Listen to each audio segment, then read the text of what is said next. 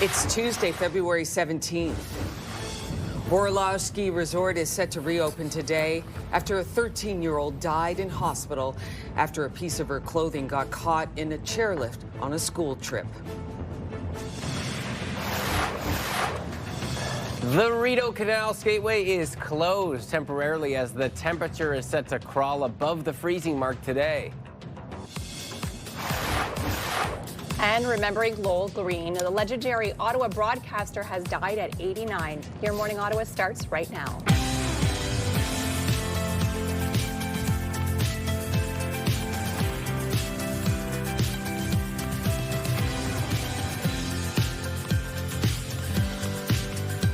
Good morning. Thanks so much for joining us. I'm Rosie Edda. I'm Will Aiello. And I'm Melissa Lamb. And we're going to start with a story and update that we brought you last week. Vorlage Ski Hill is scheduled to open today after the death of a 13-year-old girl who passed away after an incident on a chairlift. Police in Western Quebec are now working with an Ontario coroner to investigate the death. Not only there's a police investigation, but now there's a coroner investigation. So a coroner was named on the Ontario side. That person will work closely to our detective. Same goal. We want to know what happened that day. The young girl was on a school trip at Centre Vorlage last Wednesday. First responders for the area were called after a piece of clothing got caught in the lift when she tried to get off. She was taken to Wakefield Hospital before being transferred to CHEO. The child's family has put out a statement shared by CHEO. In part, if it reads like this: "We would like to extend our love to all of those affected by this terrible tragedy. We are also grateful for everyone who took heroic action to help save our precious child. Her sweet, bubbly spirit and love for those around her will live on through. And as she lives, she touched and saved through Trillium gift of life organ donation." We have breaking news this morning. Reverend Jesse Jackson, a civil rights icon, has died at the age of 84. Keep hope alive. Keep hope alive. Jackson was born in South Carolina and rose to prominence in the civil rights era, participating in demonstrations alongside the Reverend Martin Luther King Jr. His activism spanned decades, including 2 runs for the Democratic presidential nomination in 1984 and 1988. Jackson's family said he died peacefully, surrounded by his loved ones. After one of the busiest weekends on the Rideau Canal Skateway, the ice will be temporarily closed. As of last night, the skateway was closed because of the warmer temperatures. The NCC says this is a precautionary measure to preserve the ice surface. It does hope to reopen the skateway as soon as conditions get low. An historic site in the Hintonburg neighborhood could soon disappear. There's a plan to demolish the Carlton Tavern and build a high-rise at the site, but the developer says it does want to rebuild the pub and give it a much-needed makeover. Hoping they'll leave the bottom part just as a tavern. Hopefully. The proposal would include 465 units and 322 parking spaces. The Carlton Tavern would be reimagined as part of the new development. As part of the development, Taggart is proposing to put another building that would have lots of nods to the current Carlton and presumably for some kind of a restaurant use, whether that is the Carlton Tavern relocating back into the building or another business. The Carlton Tavern's history dates back to 1935 as a hotel. However, the building does not have official heritage protection. The federal government's revamped electric vehicle rebate program is now in effect. Canadians are now able to access up to $5,000 from the Ottawa to put toward purchasing a new electric vehicle.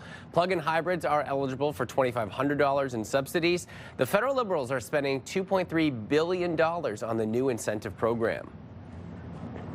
Public service cuts will see dozens of positions eliminated at Library and Archives Canada. The department has issued letters to 94 employees informing them it plans to cut a total of 56 positions.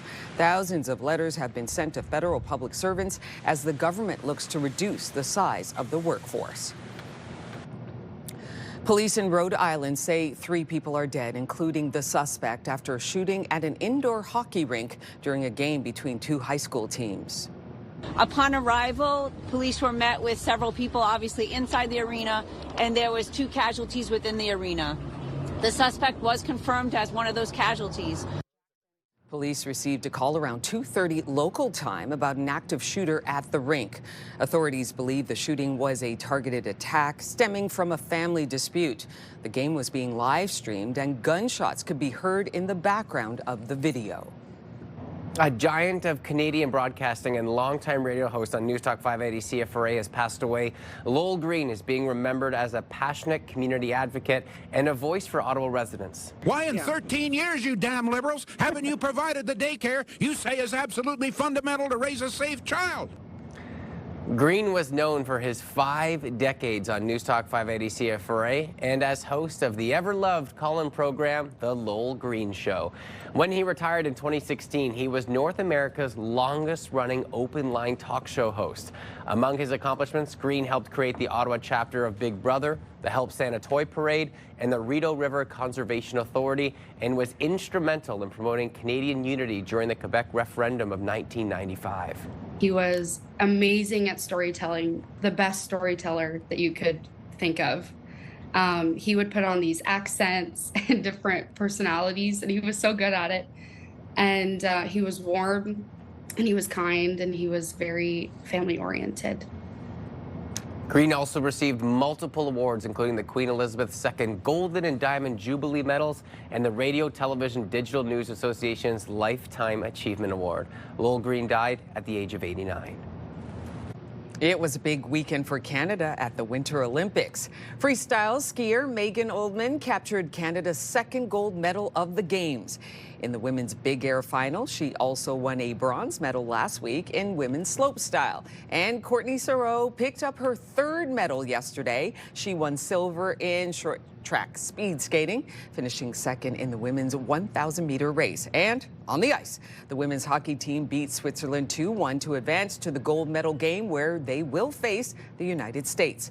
Captain Marie-Philippe Poulin scored both goals, breaking the women's Olympic goal scoring record, which was previously held by Canadian Hayley Wickenheiser. And on the curling rink, Team Homan won twice, keeping their playoffs hopes alive. Canada is now 13th in the standings with 2 gold medals and 4 silver and 5 bronze. Lunar New Year celebrations kicked off around the globe.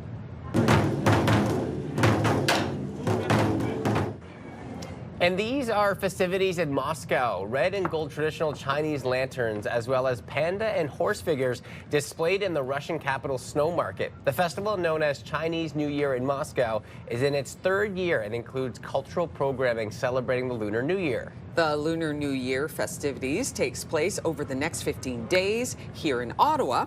The annual Chinatown Lunar New Year parade will take place Saturday, February 21st.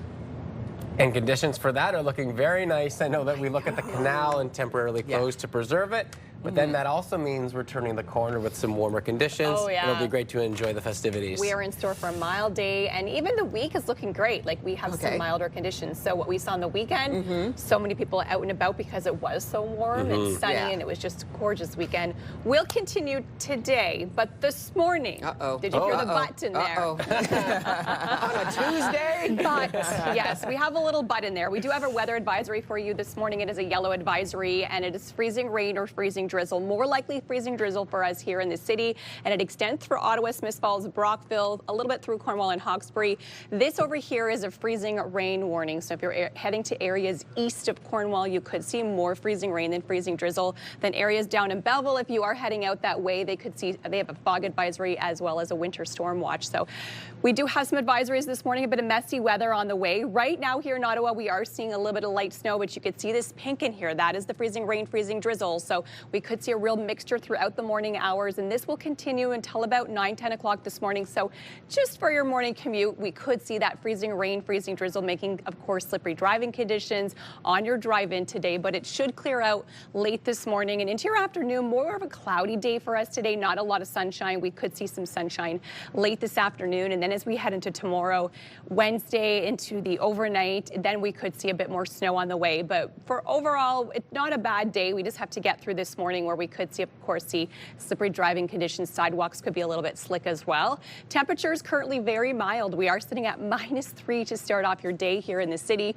-2 in the valley. It's 1 in Kingston, Brockville, 0 in Trenton, -1 currently in Cornwall. Already seeing some freezing drizzle out in Cornwall to start off your day.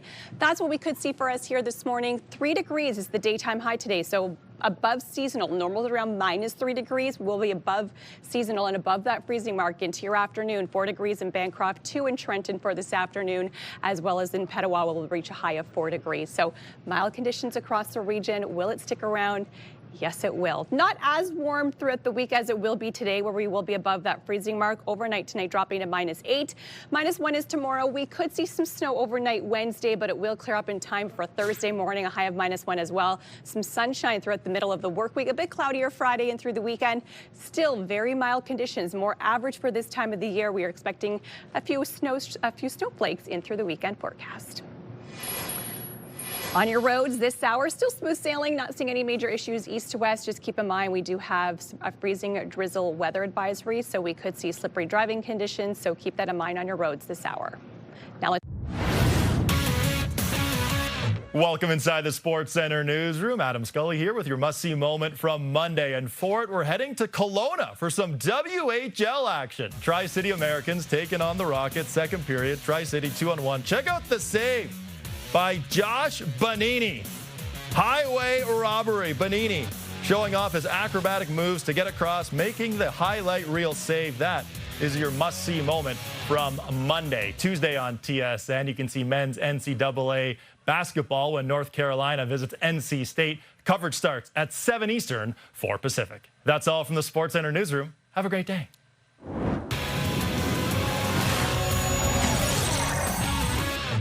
And coming up on Your Morning Ottawa, development plans that could impact the future of the historic Carlton Tavern. We will share some details coming up just after the break. But for now, we head outside through our Centennial Glass Skycam. As Melissa stated, special weather statement in effect. Could get a little slippery out there, but a mild afternoon ahead. It is 6:12 on your Tuesday. We'll be right back.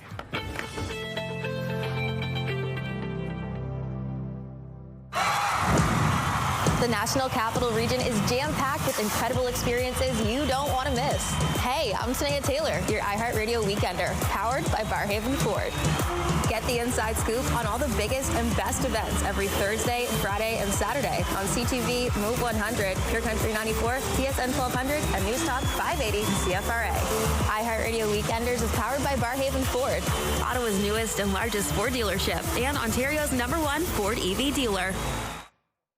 Saving lives is what they do. February is Heart Month, and together we can support the University of Ottawa Heart Institute in providing world-class cardiac care.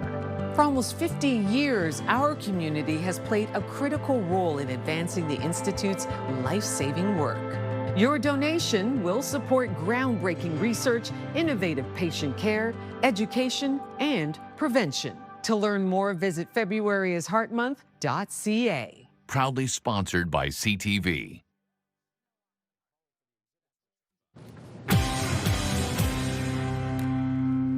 Welcome back. Here are the big stories we are following today on Your Morning Ottawa. Vorlage Ski Resort is set to reopen today after a 13-year-old died in hospital after an accident on a chairlift. A high-powered Canadian delegation is in Mexico City this week for one of the biggest trade missions to Mexico in decades. And after one of the busiest weekends on the Rideau Canal Skateway, the ice will be temporarily closed due to the warmer weather. Now, a check on the forecast. Yeah, well, Rosie, that coincides with what you see here. 2 degrees above the freezing mark today. Freezing drizzle advisory in effect for Ottawa. Could get a little bit slippery out there, but a mild day ahead, which has triggered the canal to temporarily close. Temperatures won't be like this all week, but they will be on the milder side. Melissa will break it all down in the full forecast coming up. But let's take a peek on your roads on this Tuesday morning. In about an hour or so, it will get a little bit more hefty, especially with yesterday being Family Day and the roads were clear. It's a little bit more traffic as people return to work today, but no collisions or accidents to report at this time.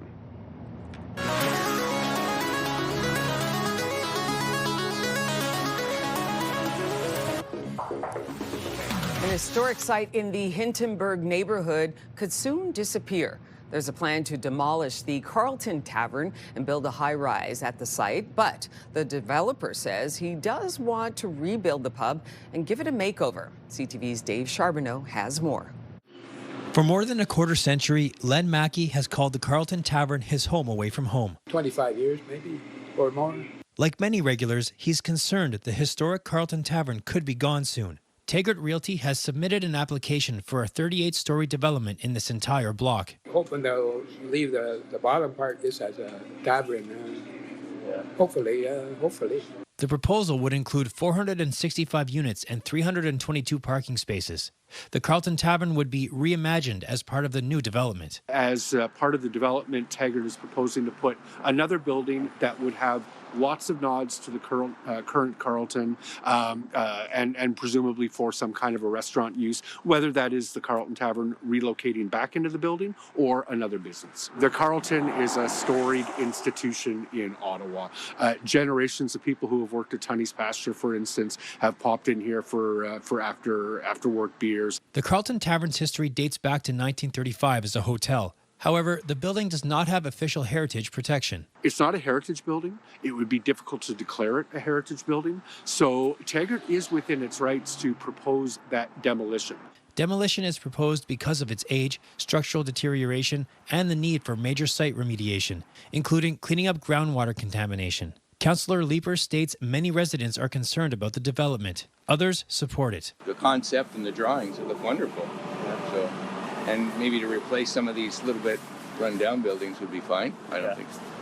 Going to revitalize this area, right? Because now Hintonburg is supposed to be the place to come and hang out. But yeah, I think it's a good idea. I think it might be time for a little bit of a refresh. And it's probably going to be a great bump for the market, because the market isn't quite the same as it was years ago. So maybe that'll bring that back up. It's going to be a hugely tall building, though. So it's going to be kind of a standout in the neighborhood. Councillor Leeper has scheduled an open house February 24th. The owners of the Carlton Tavern declined to comment on the proposal. Dave Charbonneau, CTV News. And coming up on Your Morning Ottawa, guess what today is? It's Shrove Tuesday, or known to many as Pancake Tuesday. So we're asking you about pancakes, and which ones do you like? Do you like the classic? Do you like protein pancakes? Oh, look at that flip. Oh, so good. They know what they're doing. We're going to take your comments coming up a little bit later on. And if you weren't hungry before, I'm sure that you are now. Stay with us. We'll be right back.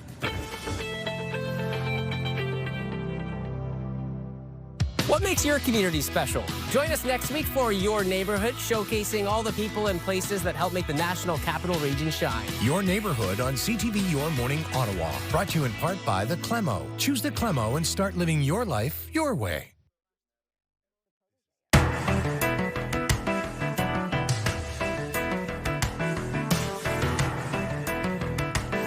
It is Shrove Tuesday, a.k.a. Pancake Day. So today on Your Morning Ottawa, we are asking for your comments on how do you like your pancakes?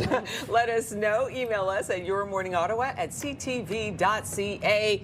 Take it away, Melissa. You know, it's not so much what I like on my pancakes, it's what I like in the pancake itself. For me, it's all about the pancake as opposed to the topping. Obviously, I have to eat gluten-free, so we have this one that we make at our house. My kids love it. We use a banana, eggs, granola, like, what's the word? Oatmeal. Sorry, not granola. Oatmeal. Okay, right. So these are crunchy Brain is still on pancakes. vacation. We'd use oatmeal, and then we add like a little non-free dairy milk and a little bit of cottage cheese. Blend it in a blender, pop that on the frying pan, and it makes the sweetest, most delicious, fluffy, and wholesome pancake because you're getting so much protein in there and so many good ingredients as well. And then the top, just plain maple syrup, but it has to be the real stuff. Yeah, okay, yeah.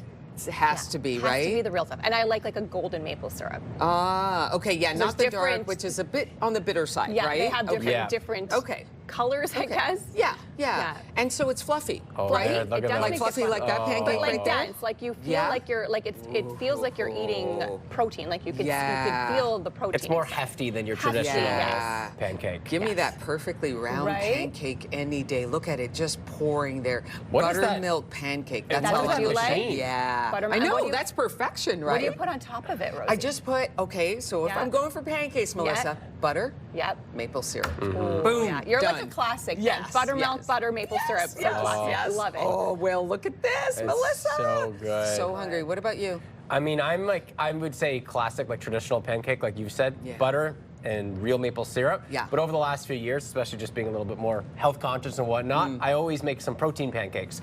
So then I have this collagen protein that's blueberry muffin. Oh. So you throw blueberry muffin into your gluten-free flour or whatever you have, and it just gives it a little bit more protein. Yes. And it adds that blueberry flavor. And then I also do put blueberries in it as well. Oh, yeah. So you Okay. kind of double down. Okay. And then your traditional maple syrup golden For as sure, well. I've for tried sure. like date syrups. I've Yeah. tried dark maple and golden maple. There's something about Maple it. syrup. There's Yeah. even a little bit of cinnamon sometimes. on Oh, the top. yeah. There you go. Are So we good. hungry yet? Oh my goodness! Now I'm like craving pancakes. I wish I would have made some for breakfast Gosh, today. it's such a wonderful treat. It's Oh, like you're it just is. saying, you're giving yourself a warm hug. You're like, I deserve this. Yeah. Well, luckily in our show we do have stacked pancake coming up. It's we got a Yeah, couple yeah. hours. Who's but got that interview? that would be me. Sharesies? Hey, yeah. Sharesies? That's All what right. we can all do. I think it says all actually. Yeah, I think Does so it? too. Oh, yeah, look at that. All right, we're going to be hearing from you later on in the show. We're asking, how do you like your pancakes? Send us your comments at yourmorningottawa@ctv.ca. And we're talking pancakes in your morning kitchen coming up in the 8 o'clock hour. As we mentioned, we get a visit from Stacked Pancake House coming up. We can't wait for the delicious details on that. And Will, like I said, I think we're going to I'll scratch change it it out now. of the I'll nose. change it I'm going to put an ALL beside it. We will Thank all you. be there to enjoy the pancakes with you. With a smiley. Oh, I love There that. you go. We'll be right back.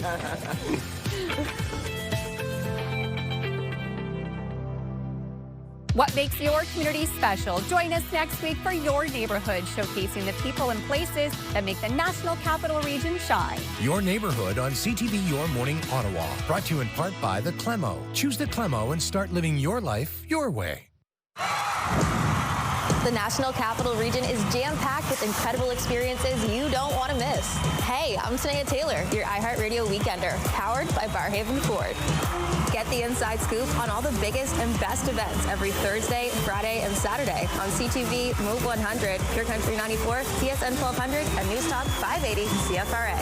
iHeartRadio Weekenders is powered by Barhaven Ford, Ottawa's newest and largest Ford dealership, and Ontario's #1 Ford EV dealer.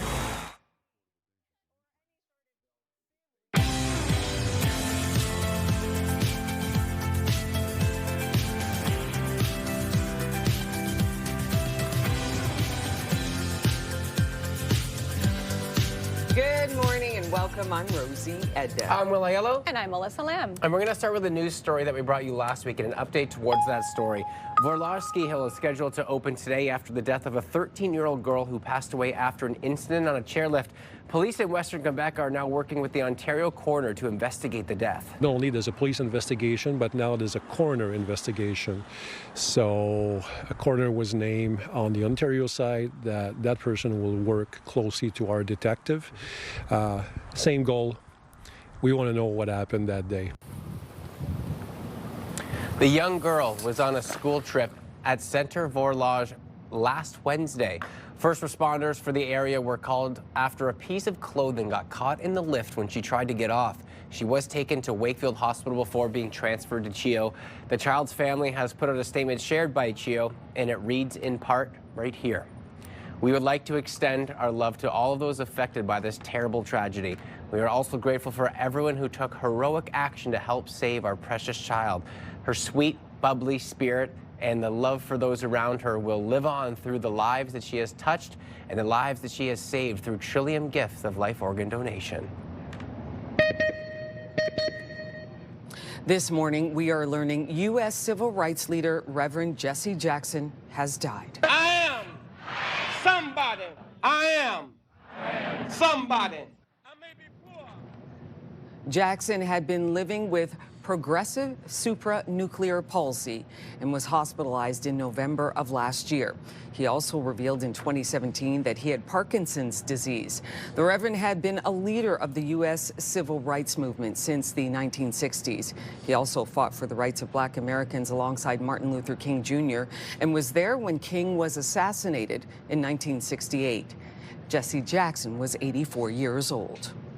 After one of the busiest weekends on the Rideau Canal Skateway, the ice will be temporarily closed. As of last night, the Skateway was closed because of warmer temperatures. The NCC says that this is a precautionary measure to preserve the ice surface. It hopes to reopen the Skateway as soon as conditions allow it. A new $6.6 billion national defense strategy will officially be unveiled today, and experts are waiting for answers. Where does the money come from? Does the money come from cuts to other departments? Does it come from a drastic increase in revenues that will be generated by sales of Canadian goods, mainly energy? Or is this all going to be more borrowed money? Former Minister of National Defense Peter MacKay calls the numbers eye-watering and says he's waiting for more details. The plan is reportedly designed to support Canadian businesses while still meeting its NATO commitments. It's expected to increase defense exports by 50%, while the government also plans to add 125,000 new defense jobs over the next decade.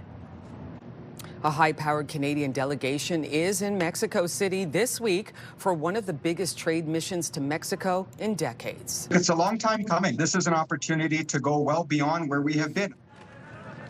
The Canadians are meeting with Mexican government officials, policy experts, and industry leaders with the goal of forging new alliances. It's also an opportunity to strategize ahead of this year's mandatory review of CUSMA, the Canada-United States-Mexico trade agreement. The talks come as U.S. President Donald Trump continues to threaten to tear up the trilateral trade agreement. An historic site in the Hintonburg neighborhood could soon disappear. There's a plan to demolish the Carlton Tavern and build a high-rise at the site, but the developer says it does want to rebuild the pub and give it a much-needed makeover. Hoping they'll leave the bottom part just as a tavern. Hopefully. The proposal would include 465 units and 322 parking spaces. The Carlton Tavern would be reimagined as part of the new development. As part of the development, Taggart is proposing to put another building that would have lots of nods to the current Carlton and presumably for some kind of a restaurant use, whether that is the Carlton Tavern relocating back into the building or another business. The Carlton Tavern's history dates back to 1935 as a hotel. It was a big weekend for Canada at the Winter Olympics. It sure was. I watched this firsthand. Freestyle skier Megan Oldham captured Canada's second gold medal of the Games. In the women's big air final, she also won a bronze medal last week in women's slopestyle. And Courtney Sarot picked up her third medal yesterday. She won silver in short track speed skating, finishing second in the women's 1,000-meter race. And on the ice, Rachel Homan's curling team won twice, keeping their playoffs hopes alive. The Canadian team faces Sweden just after 8 o'clock this morning.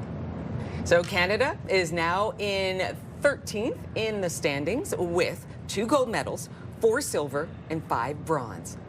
Oh, I love it so much. There we go. Hey, we were talking. We said before we needed a couple of golds, and we got some from last week. So we're starting to climb, and we're looking very good across the board. And you know what I've been loving about the games? I love when someone wins, and then especially in like a race or like in the ski yesterday, the big air. The girl who was in first place came in second place, and she was still in the third place. Like, they were still congratulating each other and like running up and hugging each other. Even though you come in second, it's amazing. And I love seeing people celebrate that, right? Because you see sometimes coming in second is like, oh no, I didn't win. I didn't come in first. But like, I mean, second place is incredible. And so is third. Megan is a superstar. So she was holding the first place spot. And the person that could take her was right before her. Yeah. She fell. So then Megan already had the gold, but had one more jump to do. And what does she do? She doesn't just ski down. She goes for a crazy trick She did end up tumbling, but then had so much fun. But that just shows the competitiveness and the drive to, you know what? Right? I've already won gold, but I'm gonna just go for it. I'm gonna go for it instead. I loved it. We were wondering, my husband and I were debating, I'm like, maybe she'll just do like a nice little split jump. I know, right? That's what I was thinking. Because you've you know, seen old that. school 90s, you put the poles between your legs. Yeah, no, she went for it, and I love that. We do have a freezing drizzle this morning, so there is a weather advisory to start things off this morning, as we do have freezing drizzle, cloudy and mild into the afternoon, and yes, milder temperatures into the day ahead as well. So this extends throughout the Ottawa area. It is a freezing drizzle advisory. It looks like it may be over, so we'll double check that this morning. We are expecting freezing drizzle, though, still this morning throughout the next few hours, and then it will end around 10 o'clock this morning. So that's this pink band that we're seeing here on your screen. We could also see it mixed with some freezing rain until about 10 o'clock. Then it should clear up. Cloudy skies into the afternoon. A little bit of sunshine for us late this afternoon, but overall a bit of a cloudier day. Mild conditions as well. Temperatures right now not so bad to start off your morning. -3 here in the city, 0 in Montreal, -1 in Cornwall, 1 in Brockville. Right now feels closer to -5 with the wind chill, so still a little bit of a wind chill, but definitely a milder start to your morning and mild into the afternoon.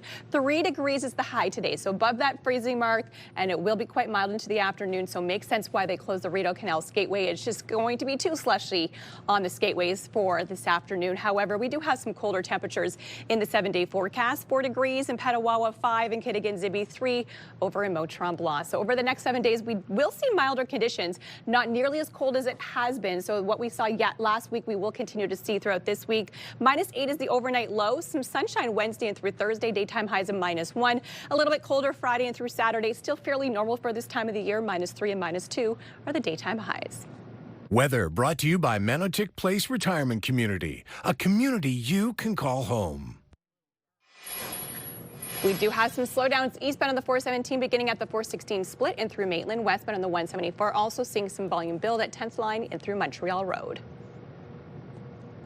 Traffic brought to you by Presler Injury Lawyers, 1-800-JUSTICE. Coming up on Your Morning Ottawa, remembering Lowell Green, the longtime broadcaster, has passed away. More on his life and legacy in the capital just ahead. Here's a live look through our sky cam. A little bit of slushy conditions out there as temperatures rise above the freezing mark for this afternoon. You're watching Your Morning Ottawa. We'll be right back. Good morning, Ottawa.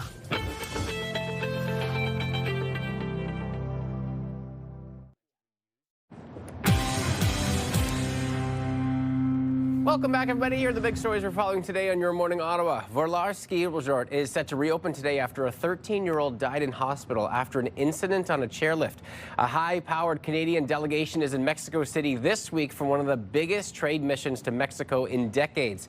And after one of the busiest weekends on the Rideau Canal Skateway, the ice is now temporarily closed due to the warmer conditions. Melissa, how warm is it going to get due to that closation, we'll call it, of the canal? A high of 3 degrees this afternoon, so very mild conditions on the way. I just want to let you know that the weather advisory for Ottawa has ended. You can see it's still in existence, though, for Cornwall and areas around Hawkesbury. This is for freezing rain, freezing drizzle mixed together. We could still see some freezing drizzle this morning, just not as much as areas to the south of us. Out in Kingston area, there is a fog advisory, so keep that in mind if you are heading out on the 401. There's still an advisory for areas along Smiths Falls, Brockville, and then again in Kingston, there is a fog advisory this hour.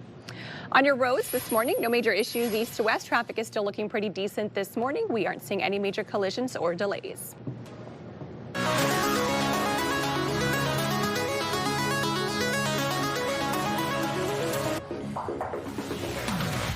A giant of Canadian broadcasting and longtime radio host on News Talk 580 CFRA has passed away. Lowell Green is being remembered as a passionate community advocate and a voice for Ottawa residents. For decades, he dominated the airwaves right here in the capital and helped create meaningful change in the city, province, and across the country. CTV's Sean Varden has more on his life and legacy. Thank you for calling. Thank you. Harry, you're on CFRA. Good morning. A legend of Ottawa's airwaves, Lowell Green, has died. If there's anything else that you want to discuss, let's do it, folks. Green was known for his 5 decades on News Talk 580 CFRA and as host of The Lowell Green Show. He really believed in the things that he stood for, and he'd stand up for them vehemently sometimes, passionately most of the time. One of his biggest passions, promoting Canadian unity during the Quebec referendum of 1995. I wanted to find the truth. I spoke and said what I felt was true. Why in 13 years, you damn liberals? There was more to Green than just lighting up the capital's airwaves. He helped found the Ottawa chapter of Big Brother, the Help Santa Toy Parade, and the Rideau River Conservation Authority. His granddaughter, Samantha Green, remembers his devotion to family, even inspiring her to pursue a career in media. He always cared so much, and he cared so much when, you know, any of us were upset or happy. Like, he was our biggest cheerleader, and that goes for everybody in the family. So yeah, we'll just miss him very much. Friends and former colleagues remembering the iconic voice of Ottawa. He basically pioneered the format of talk radio in our city and in our country. It was through Lowell Green's show that people expressed their views. Every time the clock ticks over to 10 o'clock, I think about how this was Lowell Green's spot. In a statement, Bell Media Ottawa's Director of News and Information Programming, Joanne Wu, said, Lowell set a standard for opinion-driven broadcasting that was fearless, unmistakable, and deeply rooted in the community. Beyond the microphone, Lowell was a tireless advocate for local causes, charitable organizations, and civic initiatives. I think the ability to have a role in the life of the community, to play a role, an important role, and it has been an important role. When he retired in 2016, he was North America's longest-running open-line talk show host. Green leaves behind a legacy that continues to this day. Whether they disagreed with his politics or not, and, you know, sometimes I disagreed myself on some things, you know, that's okay. He was still a person at the end of the day and a human being. And he was a brother, a husband, a father, and a grandfather. So, you know, that's what was always most important to us as his family. Lowell Green died suddenly Saturday at the age of 89. Sean Varden, CTV News.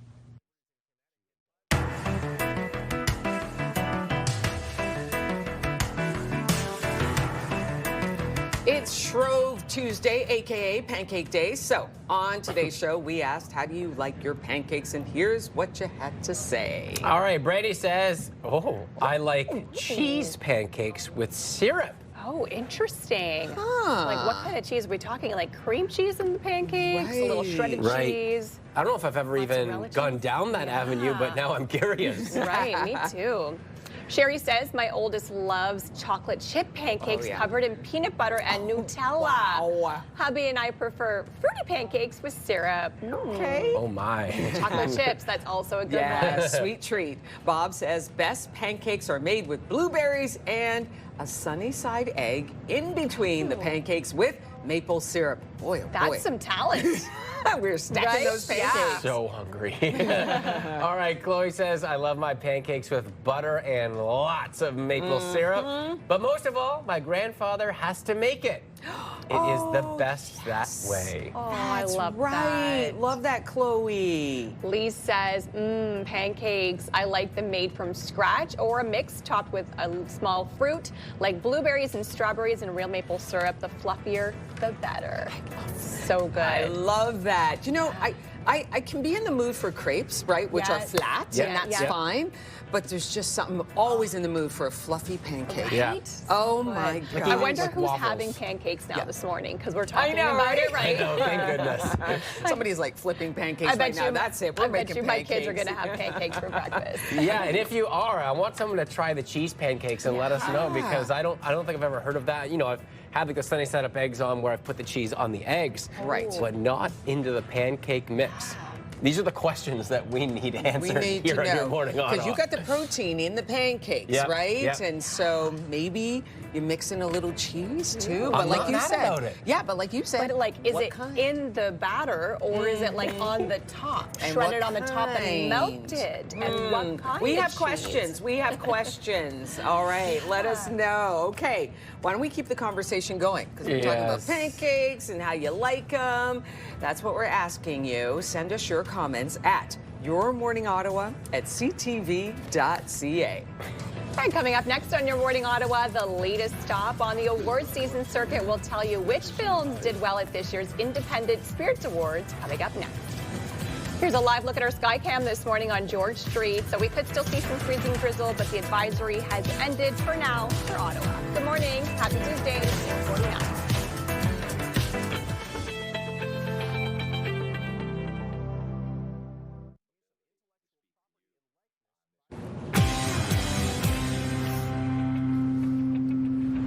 Time Time now for the morning fix, and moviegoers fell in love with a new take on a literary classic this Valentine's Day weekend. Heathcliff is gone. You must accept it.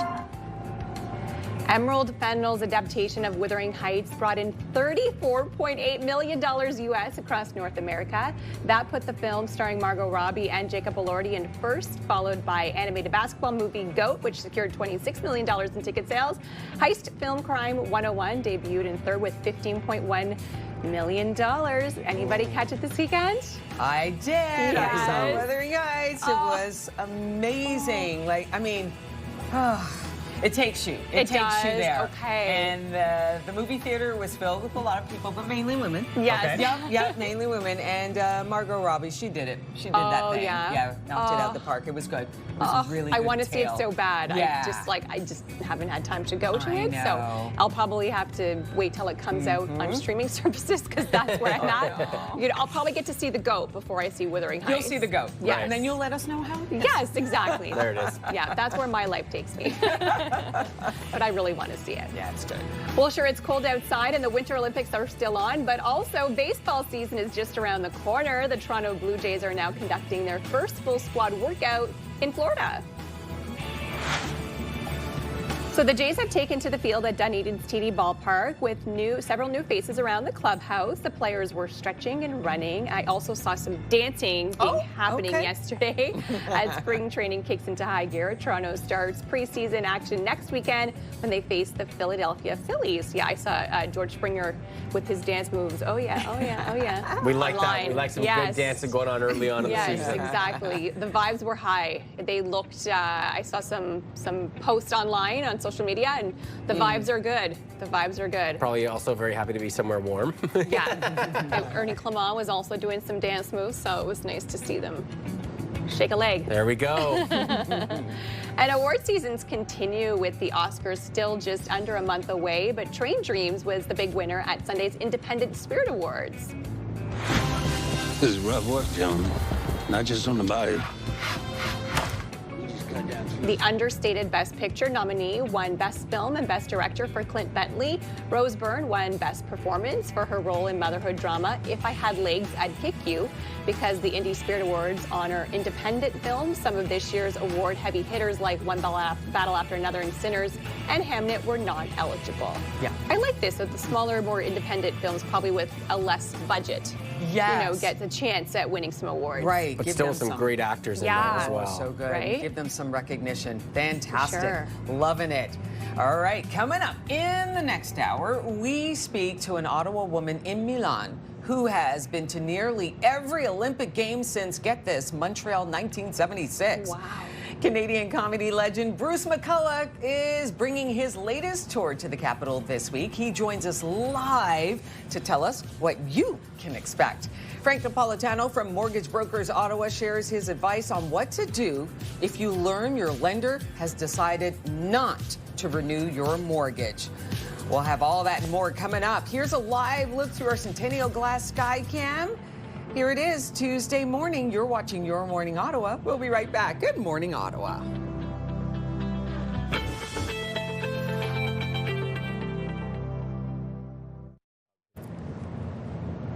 It's Tuesday, February 17th.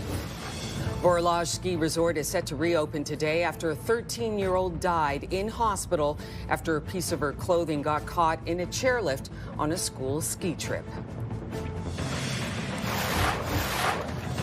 The Rideau Canal Skateway is closed temporarily as the temperature is set to crawl above the freezing mark this afternoon.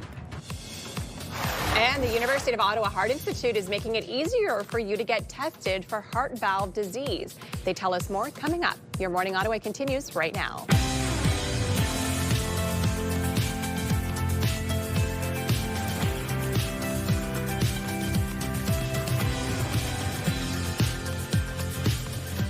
Good morning. Happy Tuesday. Welcome. I'm Rosie Edda. I'm Will Aiello. And I'm Melissa Lamb. And an update to a story that we brought you early last week. Vorlage Ski Hill is scheduled to open today after the death of a 13-year-old girl who passed away after an incident on a chairlift.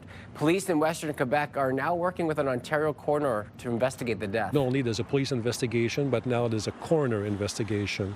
So a coroner was named on the Ontario side. That person will work closely to our detective. Same goal. We want to know what happened that day. The young girl was on a school trip at Centre Vorlage last Wednesday. First responders for the area were called after a piece of clothing got caught in the lift when she tried to get off. She was taken to Wakefield Hospital before being transferred to CHEO. The children's family has put out a statement shared by CHEO, and it reads in part, "We would like to extend our love to all of those affected by this terrible tragedy. We are also grateful for everyone who took heroic action to help save our precious child. Her sweet, bubbly spirit and love for those around her will live on through the lives that she has touched and the lives that she has saved through Trillium Gift of Life organ donation." Breaking news this morning, Reverend Jesse Jackson, a civil rights icon, has died at the age of 84. Keep hope alive. Keep hope alive. Keep hope alive. Jackson was born in South Carolina and rose to prominence in the civil rights era, participating in demonstrations alongside the Reverend Martin Luther King Jr. His activism spanned decades, including 2 runs for the Democratic presidential nomination in 1984 and 1988. Jackson's family said he died peacefully, surrounded by his loved ones. After one of the busiest weekends on the Rideau Canal Skateway, the ice will be temporarily closed. As of last night, the skateway was closed because of the warmer temperatures that we're expecting. The NCC says this is a precautionary measure to preserve the ice surface. It does hope to reopen the skateway as soon as conditions allow it. An historic site in the Hintonburg neighborhood could soon disappear. There's a plan to demolish the Carlton Tavern and build a high-rise at the site, but the developer says it does want to rebuild the pub and give it a much-needed makeover. Hoping they'll leave the bottom part just as a tavern. Hopefully. The proposal would include 465 units and 322 parking spaces. The Carlton Tavern would be reimagined as part of the new development. As part of the development, Taggart is proposing to put another building that would have lots of nods to the current Carlton and presumably for some kind of a restaurant use, whether that is the Carlton Tavern relocating back into the building or another business. The Carlton Tavern's history dates back to 1935 as a hotel. However, the building does not have official heritage protection. Public service cuts will see dozens of positions eliminated at Library and Archives Canada. The department has issued letters to 94 employees informing them it plans to cut a total of 56 positions. Thousands of letters have been sent to federal public servants as the government looks to reduce the size of the workforce. He was amazing at storytelling, the best storyteller that you could think of. He would put on these accents and different personalities, and he was so good at it. And he was warm, and he was kind, and he was very family-oriented. Green also received multiple awards, including the Queen Elizabeth II Golden and Diamond Jubilee Medals and the Radio Television Digital News Association's Lifetime Achievement Award. Lowell Green died at the age of 89.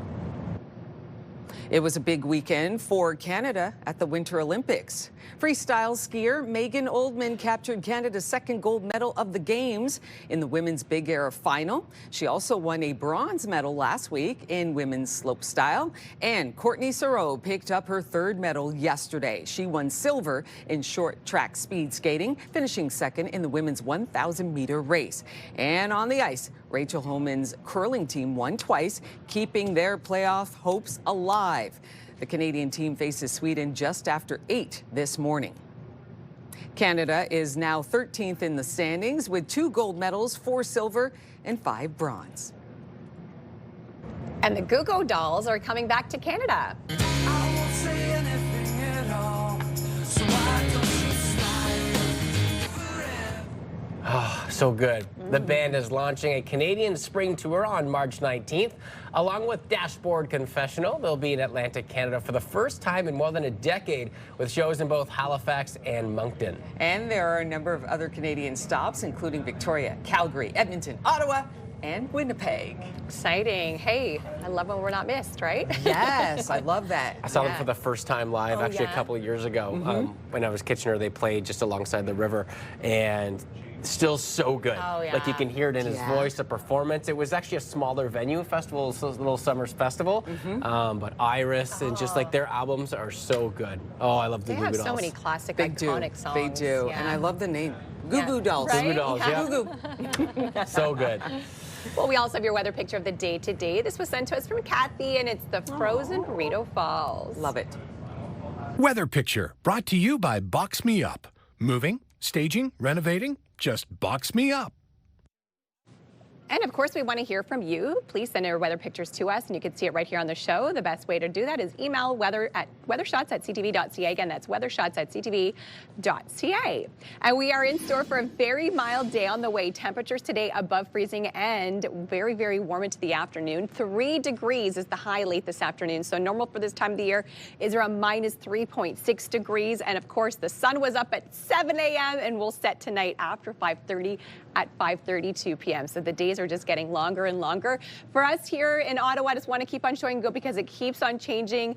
The freezing drizzle advisory for Ottawa has ended. Same within Cornwall, Hawkesbury. So no freezing rain or freezing drizzle advisory and no longer in effect for us here in the city, as well as in Cornwall and areas of Belleville as well.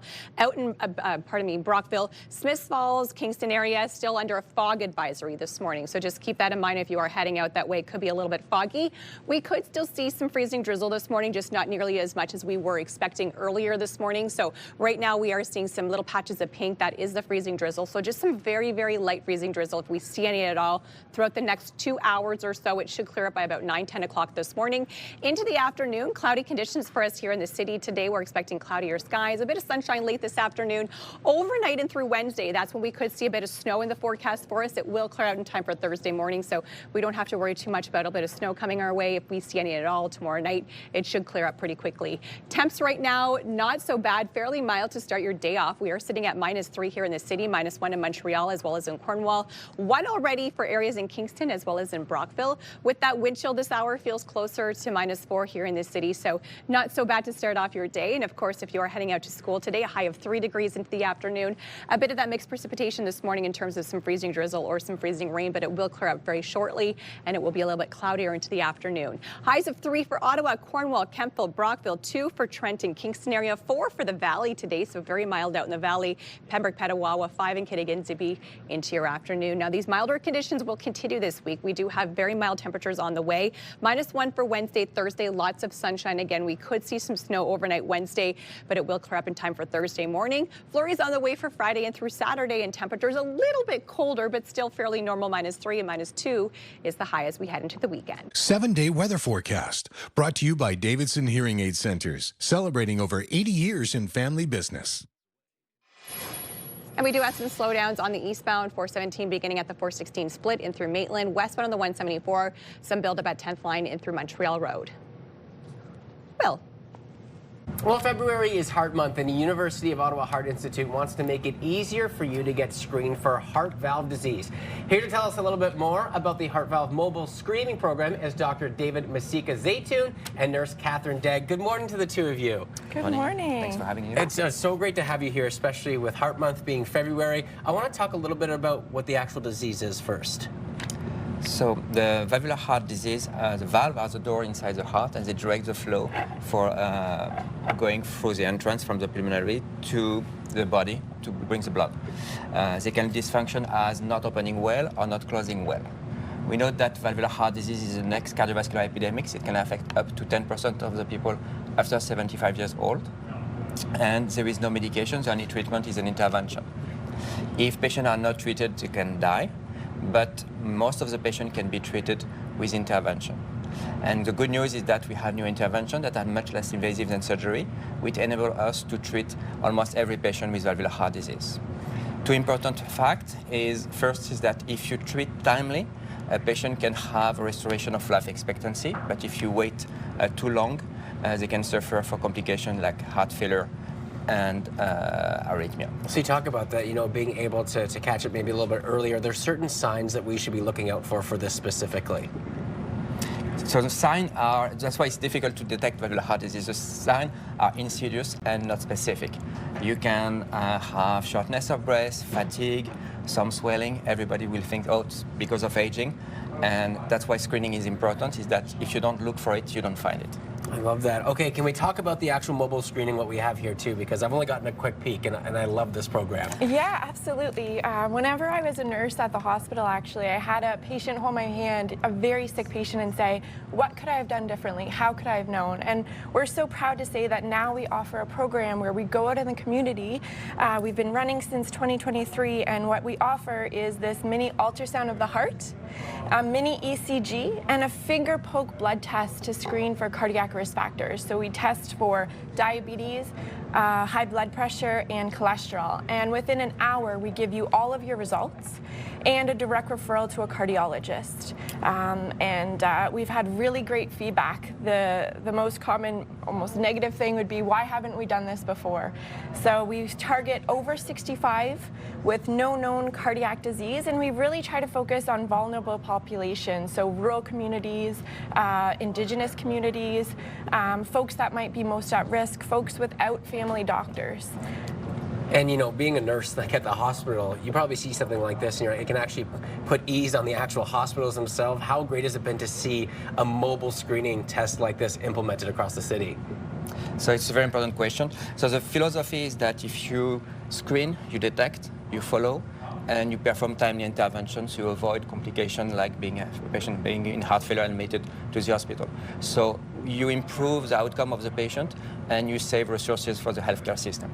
It's so amazing. I love that we're getting a visual here. We had some great visuals that were up there too. If people are looking for some more information on this, looking forward, beyond February Heart Month and beyond, what's the best way that they can get a hold of you guys or get some more research? Yeah, you can visit our website at ottawaheart.ca/MSP, or you can email us at heartvalve@ottawaheart.ca, or call us at 613-696-7412, and we'd be happy to book your appointment. It's so great. What a groundbreaking test that we have here to actually be mobile in the community. Thanks for the two of you for coming in and sharing this with us today. Thank you so much for your time. Rosie, over to you.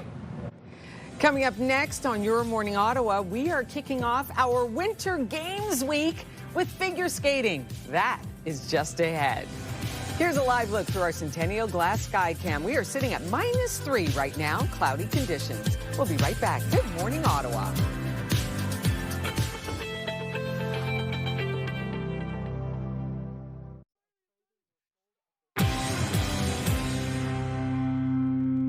This is so exciting. An Ottawa woman is currently in Milan working as an attaché with the Canadian Olympic Committee. And this is her 18th time at a Summer or Winter Olympics. Sylvie Bigras is joining us this morning from Milan. Good morning to you, or should I say good afternoon to you?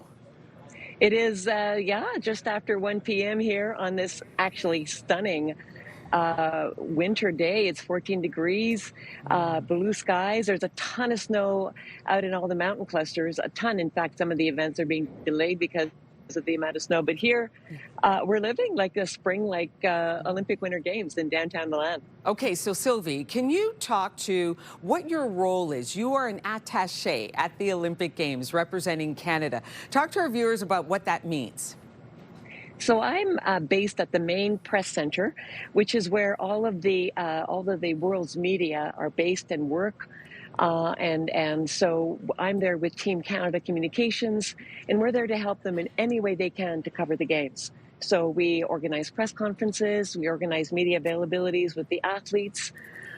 We provide information, we have daily updates, results, schedules for the next day. So really, it's what can we do as a team here in Milan to help you tell the stories of Team Canada, and that's what we do basically. Yeah. Sylvie, being at several Olympic Games myself as a competitor, I know the work, thank you, the work for those behind the scenes, such as yourself, is endless. Talk about what your day is like. Like, when do you start and when do you go to bed? Do you get any sleep?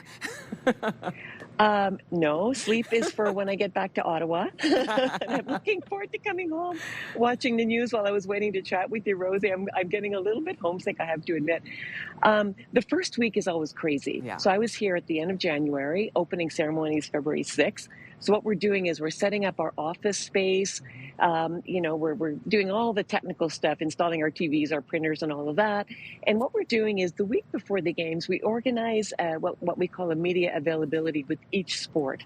So, for example, the women's hockey team, after a training at the hockey rink, we actually organize something and all the media are invited to go and they can interview the athletes in a very kind of a casual pre-games environment. So that's the first week. And then we launch everything with our opening press conference, which is usually the day of the opening ceremony. And then once that week is done, we go into what we call our daily routine of feeding all the information we need to feed to the media, whether that's schedules, results. We actually have a team of attachés assigned to each sport who help them at the sport venues. And the athletes have to go through something called the Olympic mix zone as soon as they get off the field of play, and we have somebody helping them there. And so we're in our daily routine. It is long days. Yes. But I have to tell you, I take a streetcar, which is it's like 150 years old, looks like a San Francisco cable car. And it's my line from the hotel to get to the main press center is the oldest streetcar line in the city of Milan. So here I am weaving my way through all these historic neighborhoods on the way to work. And every single morning I go, okay, how friggin' lucky am I? Pretty amazing. Sylvie, it's crazy. I got to jump in here because we only have a few seconds left. This is your 18th games. Okay. Yes. Have you been able to take in anything at the Milan Cortina games, and what's been your best memory so far at this particular games? I've only had time to go to one women's hockey game. The men's opening hockey game. And yesterday I did the short track, which I cannot do anymore. It is so heart-wrenching and crazy. Oh. The relay and the short track, I'm having babies in the stands going, I can't watch. It's craziness. It's roller derby on ice. Those athletes are absolutely incredible. So, and you probably get to see, obviously a lot more of it on TV than I do. But yeah, I've been lucky enough to go to 2 sports so far. We are lucky to have you on the show. Thank you so much for taking a moment to explain the Olympic experience and what you're doing there. Your 18th Olympic Games, your attaché for Team Canada, Sylvie Bigras. Thank you so much. Enjoy the rest of your time. I know you're going to be busy, but go Canada, go. Thanks, Rosie. Hi to everyone. Melissa. And we are kicking off a week of celebrating the Winter Games, so we are trying out some Winter Olympic sports that you can try here in the capital. Up first, I laced up my skates and hit the ice with some local figure skaters.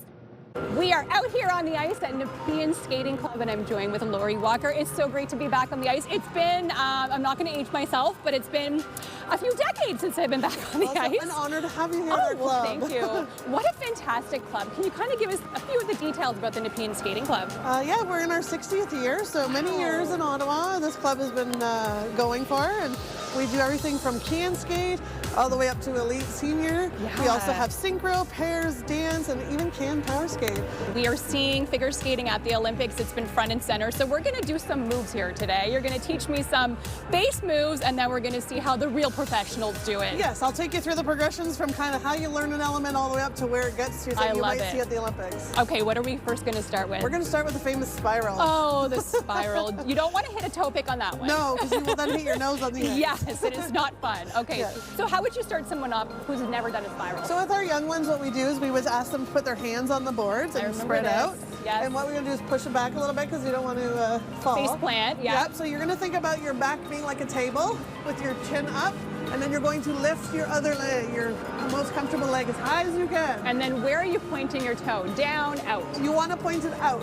Out. You want to point it out to that direction of... Really get that glute work Yes, you out, want everything to be stretched and reached. Okay, incredible. It's a lot of muscles. Now, my spiral probably looks more like this. That's as far as we're going to go here today, but we're going to call in some professionals. First. Yeah, safety first. Some professionals to kind of show us how the spiral does progress. Yes, for sure. So today we have one of our development skaters, Haley. And one of our gold test skaters, Emily. We are going to have them show us the spiral. So we're going to have Haley show us hers first, and then we're going to have Emily show us hers. Wow. Beautiful. So that's what kind of be like that next step. She got lots of power, lots of speed, and her leg is up in the air, both legs, yes. Wonderful. So Emily's going to show us one that you might see at the Olympics. I noticed they're getting lots of speed going into this as well. Yes, they want to have the speed so they're able to carry the edge and keep it up very far. If you're going slow, we're not going to be able to hold it that long. Please, Lori, introduce our pairs team who we have with us here today as well. We have Jacob and Brianna here today. They are our junior silver national champions. Wow. Here. They're a part of our next gen team. We're learning some jump stays. So tell me where we would start if we wanted to learn how to do an axle. So we're going to start kind of at the can skate level. I'm going to show you how to do a bunny hop. Okay. Then we're going to go to the waltz jump, to the axle, to the double axle. Oh, wow. Double axle. Okay. Yeah. I think I might remember the bunny hop. Okay, let's see. Don't laugh if I fail. Okay, wait. Yeah, good job. Is that it? Yes, that was a bunny hop. Excellent. A little bunny hop. We're going to have Emily show us her waltz jump. Wonderful. Nice half jump turn in the air. That's our very first jump of rotational that we work on with the kids. Okay. And then we work up to an axle. So Haley's going to show us her axle.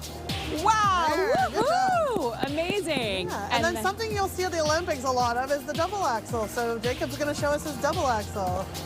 Oh, and he's doing some fancy footwork into it. Woo! Nice. Wow. Good job. Incredible. So these are our progressions as you work through from a young kid all the way up to getting to be, silver medalists at nationals. Incredible. Okay, now I'm going to have something really fun. I'm going to ask you to show me your signature moves, your favorite move that you have to have in every single routine. Haley has chosen to do her pike spin. Her pike spin. Yeah, so it's like a sit spin, but you go a bit lower and you lean forward. Oh, head down. Yeah.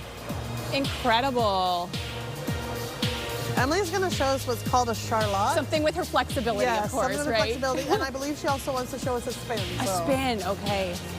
Wow. Beautiful flexibility.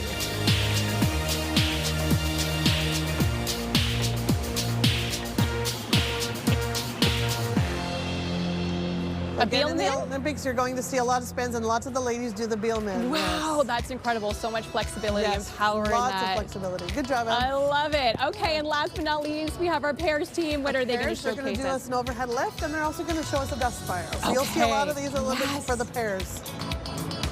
Lots of trust. Wow. And strength. Strength, trust. To be able to lift someone over your head. Yeah. And like not you only said, do trust. they do this on ice, everyone is also doing off ice training, nutrition training, all of that stuff to make sure that they all are at their peak for performance.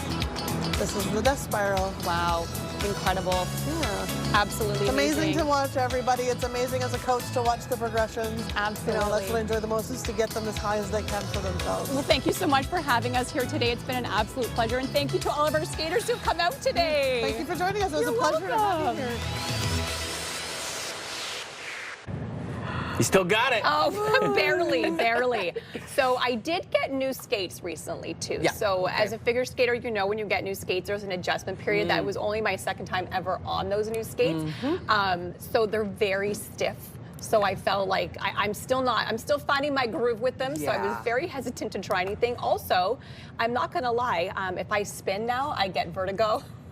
Yeah, even if I just do 2 rotations, I'm like, my body is not, I cannot anymore. And I'm not flexible like I used to be, but it just was so great to see these young skaters. Amazing. The athleticism and the mobility they must have. It. Oh, amazing. Yeah, and the speed. So cool. All right, coming up on Your Morning Ottawa, Canadian comedy legend Bruce McCulloch is bringing his latest tour to the capital this week. And guess what? He joins us live to tell us what you can expect a little bit later on. Stay with us. We will be right back.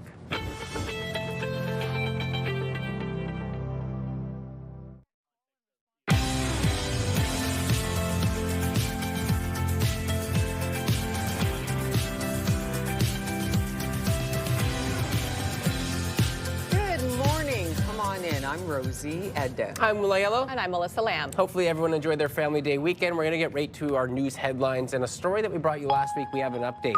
Vorlar Ski Hill is scheduled to reopen today after the death of a 13-year-old girl who passed away after an incident on a chairlift. Police in Western Quebec are now working with an Ontario coroner to investigate the death. Not only there's a police investigation, but now there's a coroner investigation. So a coroner was named on the Ontario side. That person will work closely to our detective. Same goal. We want to know what happened that day. The young girl was on a school trip at Centre Vorlage last Wednesday. First responders for the area were called after a piece of clothing got caught in the lift when she tried to get off. She was taken to a Wakefield hospital before being transferred to CHEO. The child's family has put out a statement shared by CHEO, and it reads in part, "We would like to extend our love to all of those affected by this terrible tragedy. We are also grateful for everyone who took heroic action to help save our precious child. Her sweet, bubbly spirit and love for those around her will live on through the lives that she has touched and the lives that she has saved through Trillium Gift of Life organ donation." This morning, we are learning U.S. civil rights leader Reverend Jesse Jackson has died. I am somebody. I am somebody. Jackson had been living with progressive supranuclear palsy and was hospitalized in November of last year. He also revealed in 2017 that he had Parkinson's disease. The Reverend had been a leader of the U.S. civil rights movement since the 1960s. He also fought for the rights of Black Americans alongside Martin Luther King Jr. and was there when King was assassinated in 1968. Jesse Jackson was 84 years old. Well, after one of the busiest weekends on the Rideau Canal Skateway, the ice will be temporarily closed. As of last night, the skateway was closed because of the warmer temperatures we're about to see. The NCC says this is a precautionary measure to preserve the ice surface. It hopes to reopen the skateway as soon as conditions allow it. A new $6.6 billion national defense strategy will officially be unveiled today, and experts are waiting for answers. Where does the money come from? Does the money come from cuts to other departments? Does it come from a drastic increase in revenues that will be generated by sales of Canadian goods, mainly energy? Or is this all going to be more borrowed money? Former Minister of National Defense Peter MacKay calls the numbers eye-watering and says he's waiting for some more details. The plan is reportedly designed to support Canadian businesses while still meeting its NATO commitments. It's expected to increase defense exports by 50%, while the government also plans to add 125,000 new defense jobs over the next 10 years. An historic site in the Hintonburg neighborhood could soon disappear. There's a plan to demolish the Carlton Tavern and build a high-rise at the site. But the developer says it does want to rebuild the pub and give it a much-needed makeover. Hoping they'll leave the bottom part just as a tavern. Hopefully. The proposal would include 465 units and 322 parking spaces. The Carlton Tavern would be reimagined as part of the new development. As part of the development, Taggart is proposing to put another building that would have lots of nods to the current Carlton and presumably for some kind of a restaurant use, whether that is the Carlton Tavern relocating back into the building or another business. The Carlton Tavern's history dates back to 1935 as a hotel. We're getting an inside look at Mandy Moore's home. I feel like that it's very intentionally softer and warmer and richer and more colorful and more playful. Looks nice from those clips. Her husband, Taylor Goldsmith, gave architectural design a tour of their home. It was rebuilt after the LA wildfires and reimagined for their life with 3 children. Beautiful. Very nice, normal, kind of neutral tones in there as well.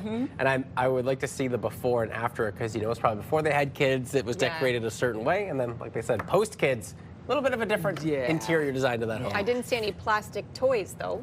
Yeah. Where are all those? It's not a real showing of the home. If you have a way to cover them up, please let me know, because I would love to not have plastic toys scattered in my family room and kitchen and living room.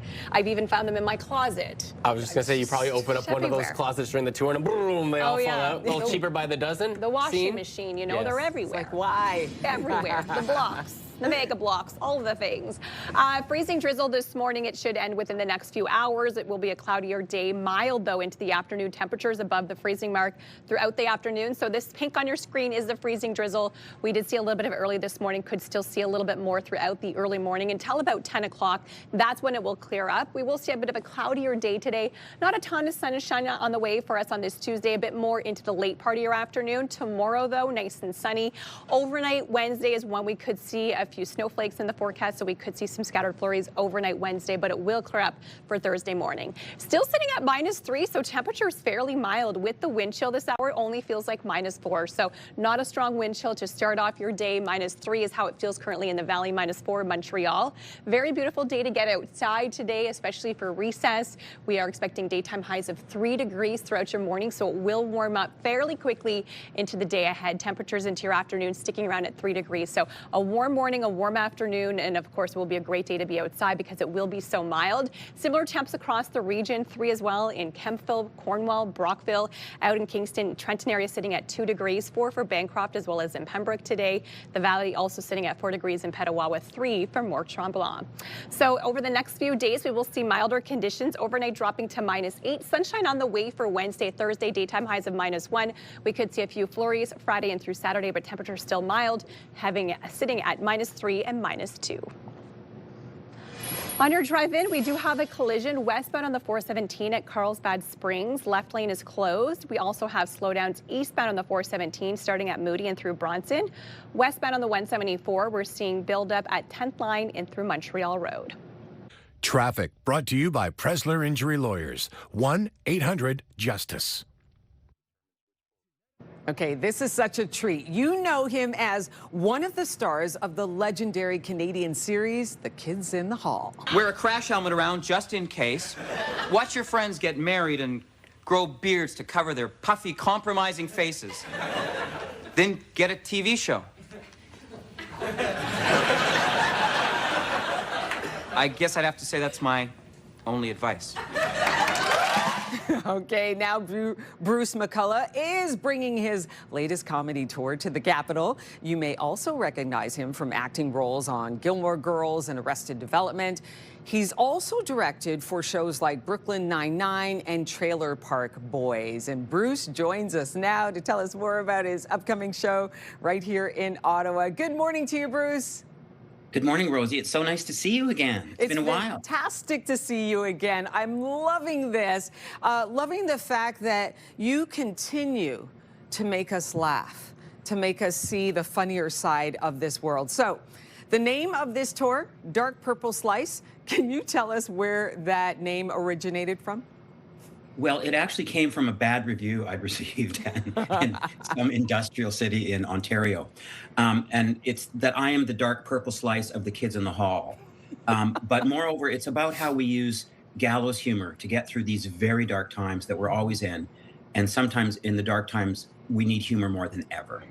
Bruce, that's what's so amazing, right? So even with a bad review, you take that, turn it around, and make it into something, make it into art, make it into something funny. So what can fans of yours expect from this very show? Well, it's part stand-up, part music. I have a new record out, Dark Purple Slice. So there's some stuff from that. And, you know, it's theatrical, but it's also people after the show, I've done it a few times, say, like, we needed that right now, because it's really how we need to lean on each other. And sort of a shared humanity, which has been pounding in me over the last few years. Yeah. Bruce, you know, you've worn a lot of hats in front of and behind the camera. How does that experience in film and TV inform a live comedy act? Well, it just makes me want to do it. Because when you're on set, just waiting for, you know, them to call you from the trailer, or if you're the director and you're an hour behind. Like, the thing I started doing is the thing that is deepest and richest to me, is actually being on a stage, communing with an audience, telling stories, hearing them laugh, hearing them go, oh my God, I can't believe he said that. So this is the best thing I get to do. I don't have to worry about notes calls or motivating writers or whatever. It's just me and the audience. Okay, so you were, of course, one of the stars of the iconic Canadian TV series, The Kids in the Hall. And we're seeing a big moment for Canadian television right now with shows like Heated Rivalry really taking the world by storm. Why is it important in your opinion, to keep supporting Canadian talent in the Canadian industry, entertainment industry? Well, we reflect us. You know, I reflect, as the kids in the hall, all the weird people in only the Canadian suburbs. I think it's just at a time when we just need to like circle the wagons and really take care of each other. And by the way, I've been doing shows in the States, and they are as thirsty to hear from Canadians as ever because they love us. Yeah. Bruce, why do you love what you do? You know, it's so funny. I'm sitting in my home office, and it's like I bought my house with my ideas, and I just love my ideas and kind of sharing them with people. That's what I keep doing. Well, keep sharing, and thank you so much for all that you do. And I'm so glad you're coming to Ottawa. Thank you, Bruce. Looking forward to it, Rosie. Rock on. Rock on. Bruce McCullough is bringing his Dark Purple Slice tour to the Algonquin Commons Theatre this Friday night. For tickets and information, head over to his website, brucemccullough.com. Coming up on Your Morning Ottawa, what to do if you learn your lender has decided not to renew your mortgage. Frank Napolitano from Mortgage Brokers Ottawa joins us next. Here's a live look through our Centennial Glass Skycam. Pretty mild start to your day. We're sitting at -3. We'll be right back. Good morning, Ottawa.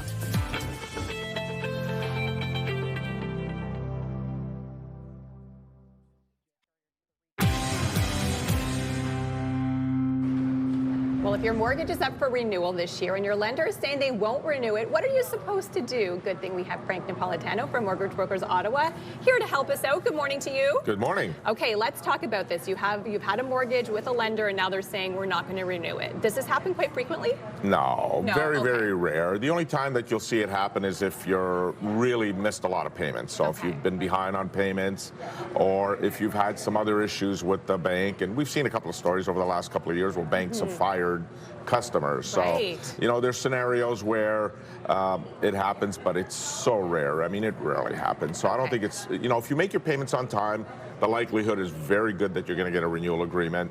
Typically, some banks will send it up as early as 6 months in advance, but most will send it in the last 30 to 60 days kind of thing. Okay, a lot of renewals are up this year, though. What should people be doing right now to, you know, kind of avoid this problem? Yeah, we're in the middle of, so we're 24-month period, the highest renewals ever, mortgage renewals ever in Canada. So we're right in the middle of it right now.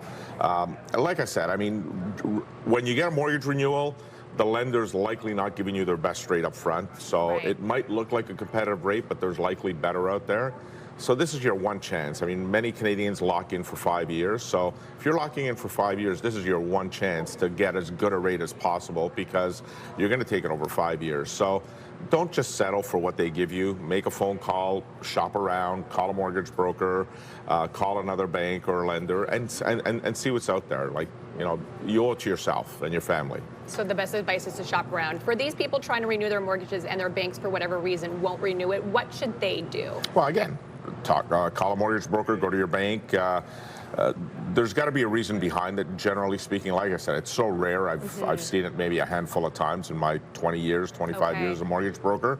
But it's because, and normally when it happens, it's because they're delinquent all the time. They're missing payments. So, and if you're in that position, then you've got to find a solution somewhere else, and it's probably going to be a very expensive solution. Because if a bank is not renewing you or a lender's not renewing you for missed payments and it shows up on the credit bureau, it's going to be very difficult to get mortgage financing moving forward. So for people whose mortgages are up for renewal this year, how far out should they be looking before? Well, I've got two trains of thought on that. Number one, the first train of thought is about 6 months before. Yeah.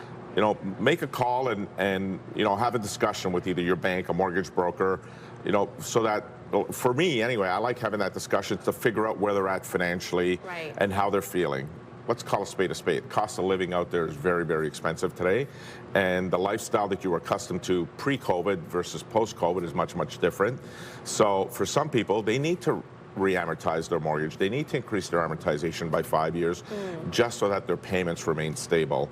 There's nothing wrong with that. Don't feel ashamed to do that. I know you want to pay off your mortgage sooner, but at the end of the day, if you're carrying credit card debt or if you're struggling and you're living paycheck to paycheck and it's adding stress to your life, is it really worth it for 5 years maybe, just re-amortize the mortgage, get the payments back to normal, give yourself some breathing room, and you can still pay it down more aggressively if you have extra money sitting in your bank account by taking advantage of the prepayment privileges. All right, so there's some options available for There really Canadians. There and really what's the best way to get a hold of you? Oh, mortgagebrokersottawa.com.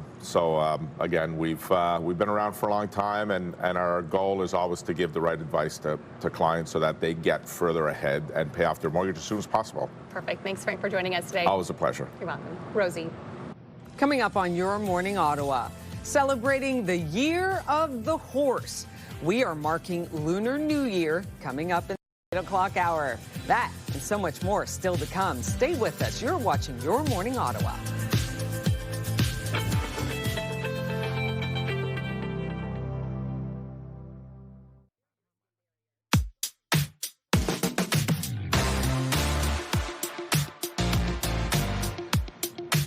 Here are your milestone celebrations, and we're going to start off with some celebrations from Sunday, February 15th, and we want to start off with a happy 3rd birthday to Cooper.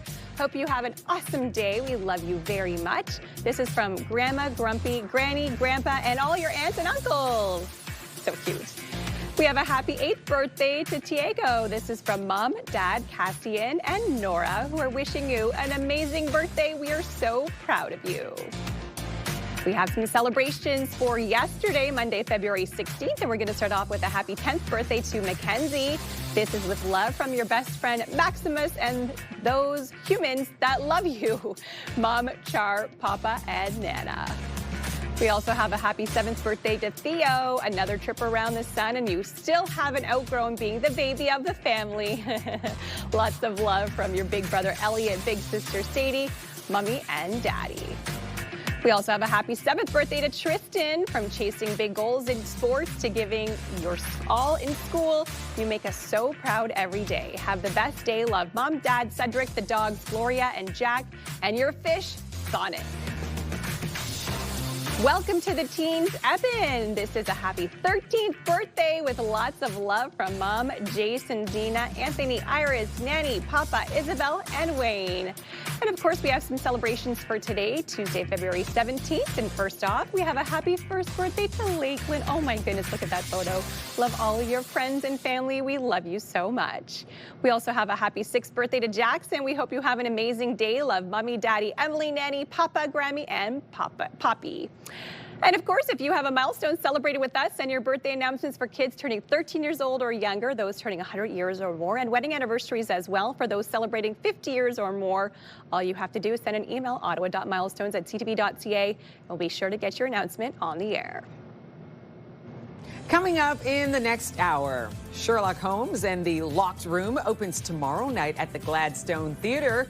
The playwright and director tell us about this intriguing production. Bright colors and dragons will fill the streets this weekend to celebrate the Lunar New Year. We'll tell you more about the Year of the Horse. Shrove Tuesday, also known as Pancake Tuesday, is today, so we brought in the experts to show us how it is done. That's all coming up a little bit later on in the show. Here's a live look through our sky cam. You're watching Your Morning Ottawa. It's -3.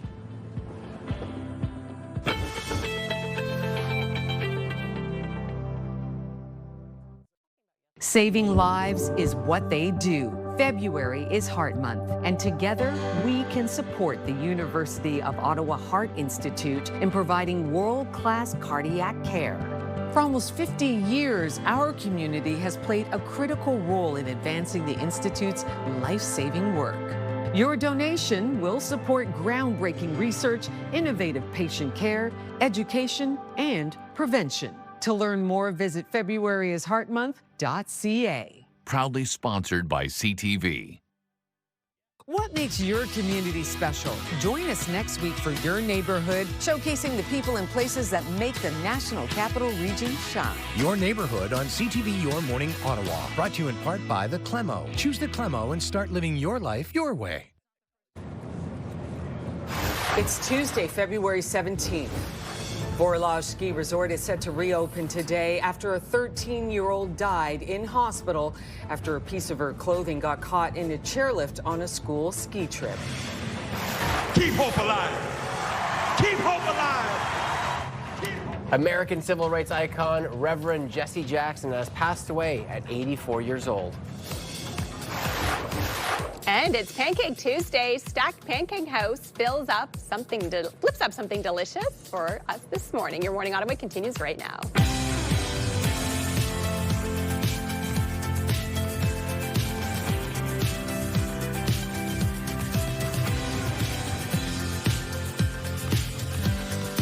Good morning. Come on in. I'm Rosie Edda. Happy Tuesday. I'm Willie Yellow. And I'm Melissa Lamb. And I can't wait to flip those pancakes because we've been talking about it, I think, from what, 6:11 this morning? Yes. We've just been eagerly awaiting the pancakes. Oh, yeah. And there's something about the smell of pancakes cooking, too, that's so delicious. Oh, can't wait for that. Maybe a little chocolate chips in there, Rosie. Maple syrup and butter. Maple syrup and butter. There we go. All right, we'll get to that coming up. We'll get right towards our news headlines. Vorlage Ski Hill is scheduled to reopen today after the death of a 13-year-old girl who passed away after an incident on a chairlift.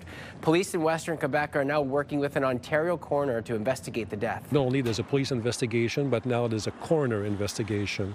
So a coroner was named on the Ontario side. That person will work closely to our detective. Same goal. We want to know what happened that day. On a school trip at Centre Vorlage last Wednesday, first responders for the area were called after a piece of clothing got caught in the lift when she tried to get off. She was taken to a Wakefield hospital before being transferred to CHEO.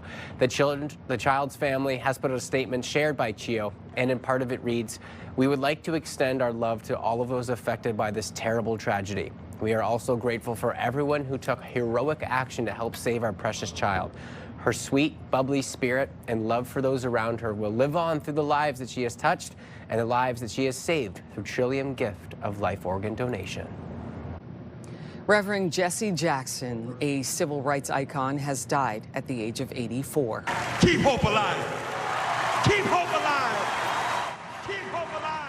Jackson was born in South Carolina and rose to prominence in the civil rights era, participating in demonstrations alongside the Reverend Martin Luther King Jr. His activism spanned decades, including 2 runs for the Democratic presidential nomination in 1984 and 1988. Jackson's family said he died peacefully, surrounded by his loved ones. After one of the busiest weekends on the Rideau Canal Skateway, the ice now will be temporarily closed. As of last night, the skateway was closed because of the warmer temperatures we're about to see. The NCC says this is a precautionary measure to preserve the ice surface. It hopes to reopen the skateway as soon as conditions will allow it to. An historic site in the Hintonburg neighborhood could soon disappear. There's a plan to demolish the Carlton Tavern and build a high-rise at the site. But the developer says it does want to rebuild the pub and give it a much-needed makeover. Hoping they'll leave the bottom part just as a tavern. Hopefully. The proposal would include 465 units and 322 parking spaces. The Carlton Tavern would be reimagined as part of the new development. As part of the development, Taggart is proposing to put another building that would have lots of nods to the current Carlton and presumably for some kind of a restaurant use, whether that is the Carlton Tavern relocating back into the building or another business. The Carlton Tavern's history dates back to 1935 as a hotel. However, the building does not have official heritage protection. Public service cuts will see dozens of positions eliminated at Library and Archives Canada. The department has issued letters to 94 employees, informing them it plans to cut a total of 56 positions. Thousands of letters have been sent to federal public servants as the government looks to reduce the size of the workforce. A giant of Canadian broadcasting and longtime radio host on News Talk 580 CFRA has passed away. Lowell Green is being remembered as a passionate community advocate and a voice for Ottawa residents. Why in 13 years, you damn Liberals, haven't you provided the daycare you say is absolutely fundamental to raise a safe child? Green was known for his 5 decades on News Talk 580 CFRA and as host of the ever-loved call-in program, The Lowell Green Show. When he retired in 2016, he was North America's longest-running open-line talk show host. Among his accomplishments, Green helped create the Ottawa chapter of Big Brother, the Help Santa Toy Parade, and the Rideau River Conservation Authority, and was instrumental in promoting Canadian unity during the Quebec referendum of 1995. He was amazing at storytelling, the best storyteller that you could think of. He would put on these accents and different personalities, and he was so good at it. And he was warm, and he was kind, and he was very family-oriented. Green also received multiple awards, including the Queen Elizabeth II Golden and Diamond Jubilee Medals and the Radio Television Digital News Association's Lifetime Achievement Award. Lowell Green died at the age of 89. It was a big weekend for Canada at the Winter Olympics. Freestyle skier Megan Oldman captured Canada's second gold medal of the Games in the women's big air final. She also won a bronze medal last week in women's slopestyle. And Courtney Saroux picked up her third medal yesterday. She won silver in short track speed skating, finishing second in the women's 1,000-meter race. And on the ice, Rachel Holman's curling team won twice, keeping their playoff hopes alive. The Canadian team faces Sweden just after 8 this morning. Canada is now 13th in the standings with 2 gold medals, 4 silver, and 5 bronze. There's a new series starring a nearly perfect cast. I'd like to make a toast. I'm so happy to be here with the 2 people I love most in the world. Imperfect Women stars Elizabeth Moss, Kerry Washington, and Kate Mara. It's based on a novel of the same name. The series examines a crime that ends up derailing the lives and friendship of 3 women. It begins streaming March 18th, and what a lineup. Yeah. Serious cast right This there. looks good. Well, I'll be waiting for that one. Oh, yeah, absolutely. Nice. Absolutely. That looks great. Now we just have to wait till March, right? Yeah, so it's, you know what, but it's coming up a little bit faster. February 17th already. Before you know it. Some of the snow is starting to melt, and maybe we'll continue over the next few days too. And we're feeling some March-like conditions today as well. It's going to be nice and mild into the afternoon. Temperatures above seasonal and even above the freezing mark with a high of 3 degrees today. It's been some time since I haven't had to say minus in the morning because we've had such cold temperatures on the way, so it's nice to just say 3 degrees. In our forecast this morning, still seeing a little bit of drizzle out there. We could see some drizzle throughout the next hour, then it should clear up. Cloudier skies into your afternoon for today. Not a lot of precipitation over the next few days. If we see any, it'll be tomorrow night. You could see this little band of snow. It could hit us. We could see some snow overnight tomorrow, Wednesday, and through the early morning hours on Thursday, but it will clear up into the afternoon. Just about a 30% chance of seeing some snow overnight tomorrow. But then we have a couple of clear days, so not a lot of precipitation until we head to the end of the work week. That's when we could see some more snow on the way. -2 into your afternoon. -2 is where we're sitting right now, pardon me. 0 in Montreal. See, I'm so used to saying our daytime highs are going to be -2 that I'm thinking that this is our daytime high, but it's not. This is where we're sitting right now. That's just to go to show you how mild it is outside, and it feels like -2 outside this morning as well. So no real wind chill in the forecast currently. There was a little bit of one earlier this morning. 3 degrees for today, same within Kemptville, Cornwall, Brockville, 2 degrees for Trenton, Kingston, 4 for the Valley, as well as in Bancroft. So mild across the region. 4 in Petawawa, 5 is the daytime high in Kittigan, Zibi, and in Montreal. So some very mild conditions on the way for today. Not as warm throughout the rest of the week, but still very mild and above seasonal. Wednesday through Thursday, lots of sunshine on the way. Daytime highs of -1, -3 for Friday. That's normal for this time of the year. We should be hovering around -3 degrees. And of course, a couple days colder, a couple days warmer. As we head into the weekend, we could see some more flurries Saturday and through Sunday. On your drive-in, we do have a collision westbound on the 417 at Carlsbad Springs. The left lane is closed. Northbound on Terry Fox Drive, it's reduced to 1 lane at Campo due to damaged infrastructure. OPS is on site. We have some slowdown still eastbound on the 417, beginning at Moody and through Bronson, heading west on the Queensway, seeing congestion at the 174 split in through around Parkdale. Westbound on the 174, seeing some buildup at 10th line that bleeds into the 417 this hour. And coming up, Sherlock Holmes and the Locked Room opens tomorrow night at the Gladstone Theatre. The playwright and director tell us about the intriguing production. Our guests are standing by in the nice and cozy Your Morning Ottawa Lazy Boy Lounge. We'll speak with them shortly. We'll head back outside as temperatures will be above seasonal. Our Centennial Glass Skycam showing a cloudy day to start. Maybe we can poke out with some sunshine, but unlikely throughout Tuesday. Stay with us. We'll be right back.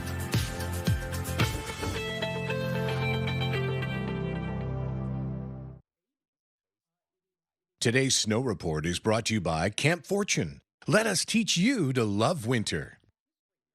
And here's a look at your ski conditions for today. In Camp Fortune, they have 5 lifts open as well as 21 runs. Elsewhere in the mountains and our hills, Edelweiss is closed for today. Mount Cascade has 4 lifts open. Calabogie Peaks has 3 and Burlage has 17 runs open for today. Erin here from Camp Fortune with your insider tip. Weekday skiing is great skiing, and at only 15 minutes from downtown, we're even close enough for a long lunch. See you on the slopes.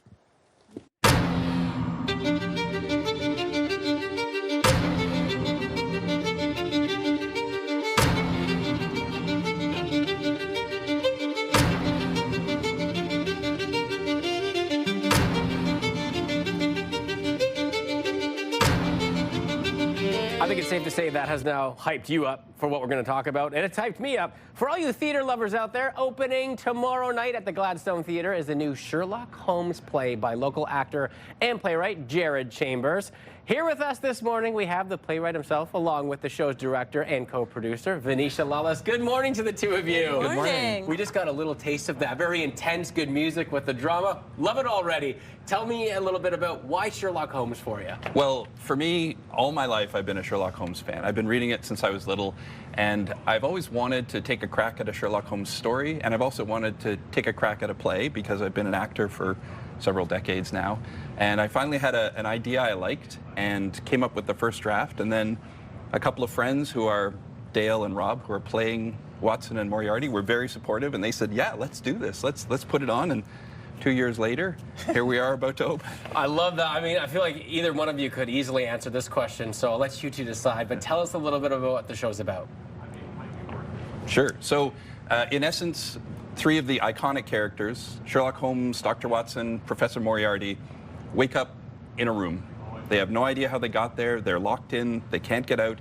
And so they have to figure out what's going on and how do we get out of here before something terrible happens. Now, we've thrown in a couple other characters we're not going to spoil, but that's the essence of it.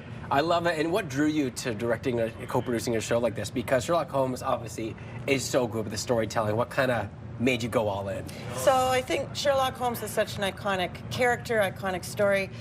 Jared and I have worked together many, many times over the last number of decades, and I have a great deal of respect for him. So when he was writing this show, I was like, I'm in. I would love to work with you and love to work with the people that he had gathered around him as well. And yeah, we're having a blast. It's a really, really fun time. So fun. Regardless of whether you want it or not, even just watching Sherlock Holmes, there's audience participation, regardless whether you're yelling at the screen or you're here in theater. But in this case, there actually is participation, which is involved in the show. Yeah, so don't worry, we're not going to pull any audience members up off the stage.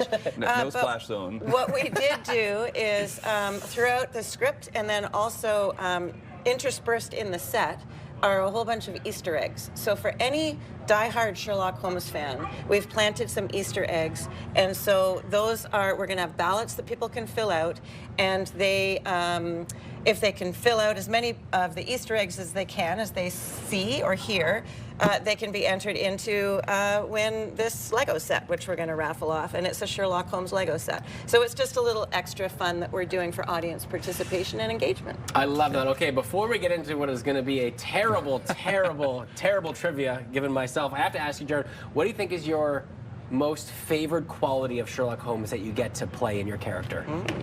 For me, my favorite is that Sherlock Holmes is kind of, he'll have sudden flashes of insight. So he's sitting there thinking, and then aha, and darting off and doing something, and then aha, darting off and doing something else. So that's very fun to play on the stage. You know? Oh, and I can see it right there. I'm already in. I'm so audience participation. Okay, so we're gonna do a little trivia. Let's get my Sherlock Holmes hat on. Mm-hmm.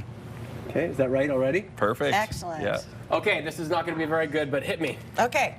What was his address in London? Sherlock Street. Close. Oh, really? Very close. 221 Baker Street. Crap. Okay. Do you know who wrote Sherlock Holmes? Nope. Sir Arthur Conan Doyle. 0 for 2.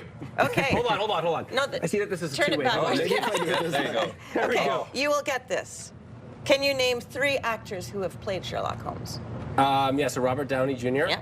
Edward Cumberbatch, and Jared. You ended it on a high. That's it. love it. You won. All right, 1 of 3 is good. Obviously, this is not what you get at the show. You get the performer. Tell us a little bit about when it happens and when people can get involved. to go to the show. Absolutely. So we open tomorrow. We've got a preview performance tomorrow, and then our official opening is on Thursday, and then we run until the 28th. Performances start at 7:30 in the evening, and we've got 2 Saturday matinees that start at 2:30. I love that. Thanks to the 2 of you for joining us. And Jared, I have one more task for you. All right. So you're going to throw back to Melissa, but I want you to do it to the camera in Sherlock character. Back to Melissa. I love it. And of course, if you know of a great local business that we should be highlighting as part of our neighborhood feature, we would love to hear from you. All you have to do is send us an email, yourmorningottawa@ctv.ca. We would love to get your thoughts. We'll be right back. It is 8:18 right now. We're sitting at -3 degrees with a high of 3 into the afternoon.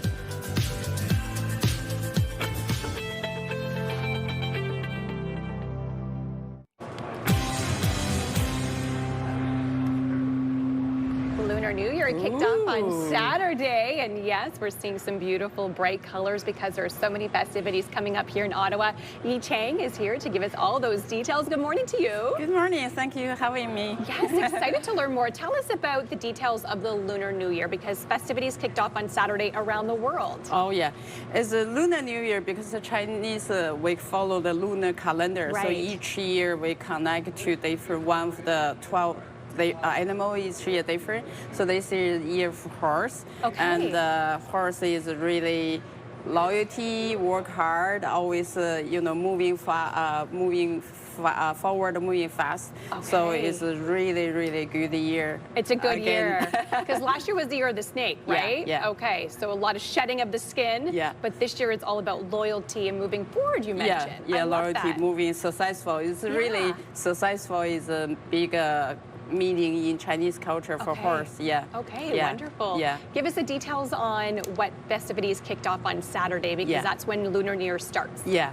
The lunar the parade will be start Saturday and 21st and from 12 to 2. Okay. Yeah. And actually the New Year from last night. Yes. Yeah, last night the Chinese family has a have big dinner and to celebrate for refresh. Okay. So Chinese Lunar New Year means refresh and people together and we share food, share culture and share luck. That's kind of thing. Yeah. Tell us about the parade happening this year. We're looking at video from last year's parade. Beautiful, so many bright colors and sounds. You can see lot of red because in culture, in Chinese culture, red is means good luck, and we push very red means push away the bad luck. So that's why, and you can see a lot of red is a good luck color, and also I think this year won't be too cold like last year. Yeah, no, it'll be a bit better. No. Yeah, so we will have 2 big lion dance like this. Okay, tell us more about the lion dance. The lion dance is a traditional. Beautiful. Yeah, like dragon dance too. Yeah. They're really traditional and bring the luck because you're waving and so the lion dance we have 2 and we have 2 big dragon dance. We have 16 like small. Smaller like this ones, too. smaller Yeah, small dragons. ones too. And also we have lots of different Chinese traditional costumes, and that will be it's really pretty. So many bright colors. So much. That's why when you see it, you want the color, you want the bright, you want the cheerful. That's the really And lots of music and sound as well. Music will be loud and the sound, and people will be yelling especially when they do the dragon dance, we're talking and stuff will be great. Will be great. Give us the details on the parade itself. The parade detail is this year we invite a lot of VIP too. A lot of special VIP and the mayor will come in, and even Chinese ambassador will come in too, and also we have some group. They do the Chinese. Kind of like a traditional kung fu dance too. Okay. Yeah, we have drums and dance. Drums, yeah, we have and a lot of traditional costumes. People will wear that, and we're working with this and the big drums. Big drums. Yeah, it's yeah, whatever all the traditional we bring in. Also, another thing, and we prepare and. Lucky bags for all the the audience, and the audience come with Sundays. Yeah, we will have money guy wear traditional costume and with Sundays to people. And this is good luck? This is good luck. Is this one for me? Here you are. I think we all need a little bit of good luck this time of the year. This is wonderful. I love it. When does the parade start and where does it go? The parade starts at 12 o'clock, 12 to 2, and we start at the Chinese gate. We from there and we walk a few blocks to the Somerset, and then we will come back with 2 hours. And people can go online for more information as well? Oh yeah, people can go OttawaChinatown.com. Yeah. And also, I always, because Chinese New Year means share, enjoy. So if audience want to come enjoy to do something, maybe try a little bit dragon dance, welcome, that would be... Okay, that's incredible. Well, thank you so much, Yi, for joining us today. Oh, thank you so much for having me, and I'm really appreciate the share days and want more people come and join us. Absolutely. And again, for more information, you can head online to the website to get those details on the parade and more about China Lunar New Year. Happy New Year. Happy New Year. Thank you. Happy New Year to you as well. Here's a you. look at our sky cam this morning. A bit of a drizzly start to your day, seeing some light drizzle, a bit cloudier as well. But daytime high today of 3 degrees, so very mild in for the afternoon.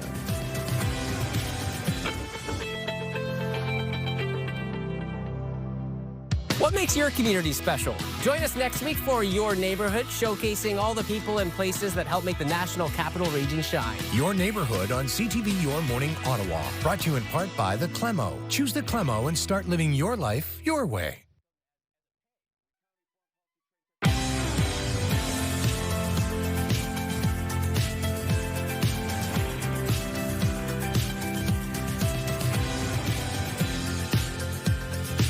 Good morning, 8:30. Welcome. I'm Rosie Edda. Happy Tuesday, everybody. I'm Will Aiello. And I'm Melissa Lamb. And we're going to start with our news headlines, and we have an update to a story we brought you last week.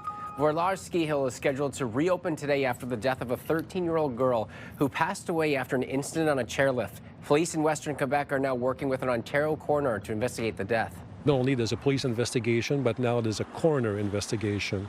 So a coroner was named on the Ontario side. That person will work closely to our detective. Same goal. We want to know what happened that day. The young girl was on a school trip at Centre Vorlage last Wednesday. First responders for the area were called after a piece of clothing got caught in the lift when she tried to get off. She was taken to Wakefield Hospital before being transferred to CHEO. The child's family has put out a statement shared by CHEO, and it reads in part, "We would like to extend our love to all of those affected by this terrible tragedy. We are also grateful for everyone who took heroic action to help save our precious child. Her sweet, bubbly spirit and love for those around her will live on through the lives that she has touched and the lives that she has saved through Trillium Gift of Life organ donation." This morning, we are learning U.S. civil rights leader Reverend Jesse Jackson has died. I am somebody. I am somebody. Jackson had been living with progressive supranuclear palsy and was hospitalized in November of last year. He also revealed in 2017 that he had Parkinson's disease. The Reverend had been a leader of the U.S. civil rights movement since the 1960s. He also fought for the rights of Black Americans alongside Martin Luther King Jr. and was there when King was assassinated in 1968. Jesse Jackson was 84 years old. Well, just after one of the busiest weekends on the Rideau Canal Skateway, the ice now will be temporarily closed. As of last night, the skateway was closed because of the warmer temperatures we're about to see. The NCC, though, says that this is a precautionary measure to help preserve the ice surface. It hopes to reopen the skateway as soon as possible. A new $6.6 billion national defense strategy will officially be unveiled today, and experts are waiting for answers. Where does the money come from? Does the money come from cuts to other departments? Does it come from a drastic increase in revenues that will be generated by sales of Canadian goods, mainly energy? Or is this all going to be more borrowed money? Former Minister of National Defense Peter MacKay calls the numbers eye-watering and says he's waiting for more details. The plan is reportedly designed to support Canadian businesses while still meeting its NATO commitments. It's expected to increase defense exports by 50%, while the government also plans to add 125,000 new defense jobs over the next decade. A high-powered Canadian delegation is in Mexico City this week for one of the biggest trade missions to Mexico in decades. It's a long time coming. This is an opportunity to go well beyond where we have been. The Canadians are meeting with Mexican government officials, policy experts, and industry leaders with the goal of forging new alliances. It's also an opportunity to strategize ahead of this year's mandatory review of CUSMA, the Canada-United States-Mexico agreement. The talks come as U.S. President Donald Trump continues to threaten to tear up the trilateral trade agreement.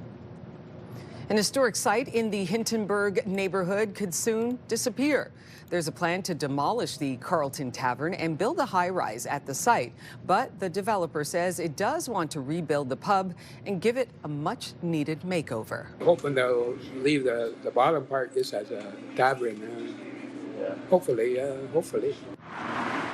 The proposal would include 465 units and 322 parking spaces. The Carlton Tavern would be reimagined as part of the new development.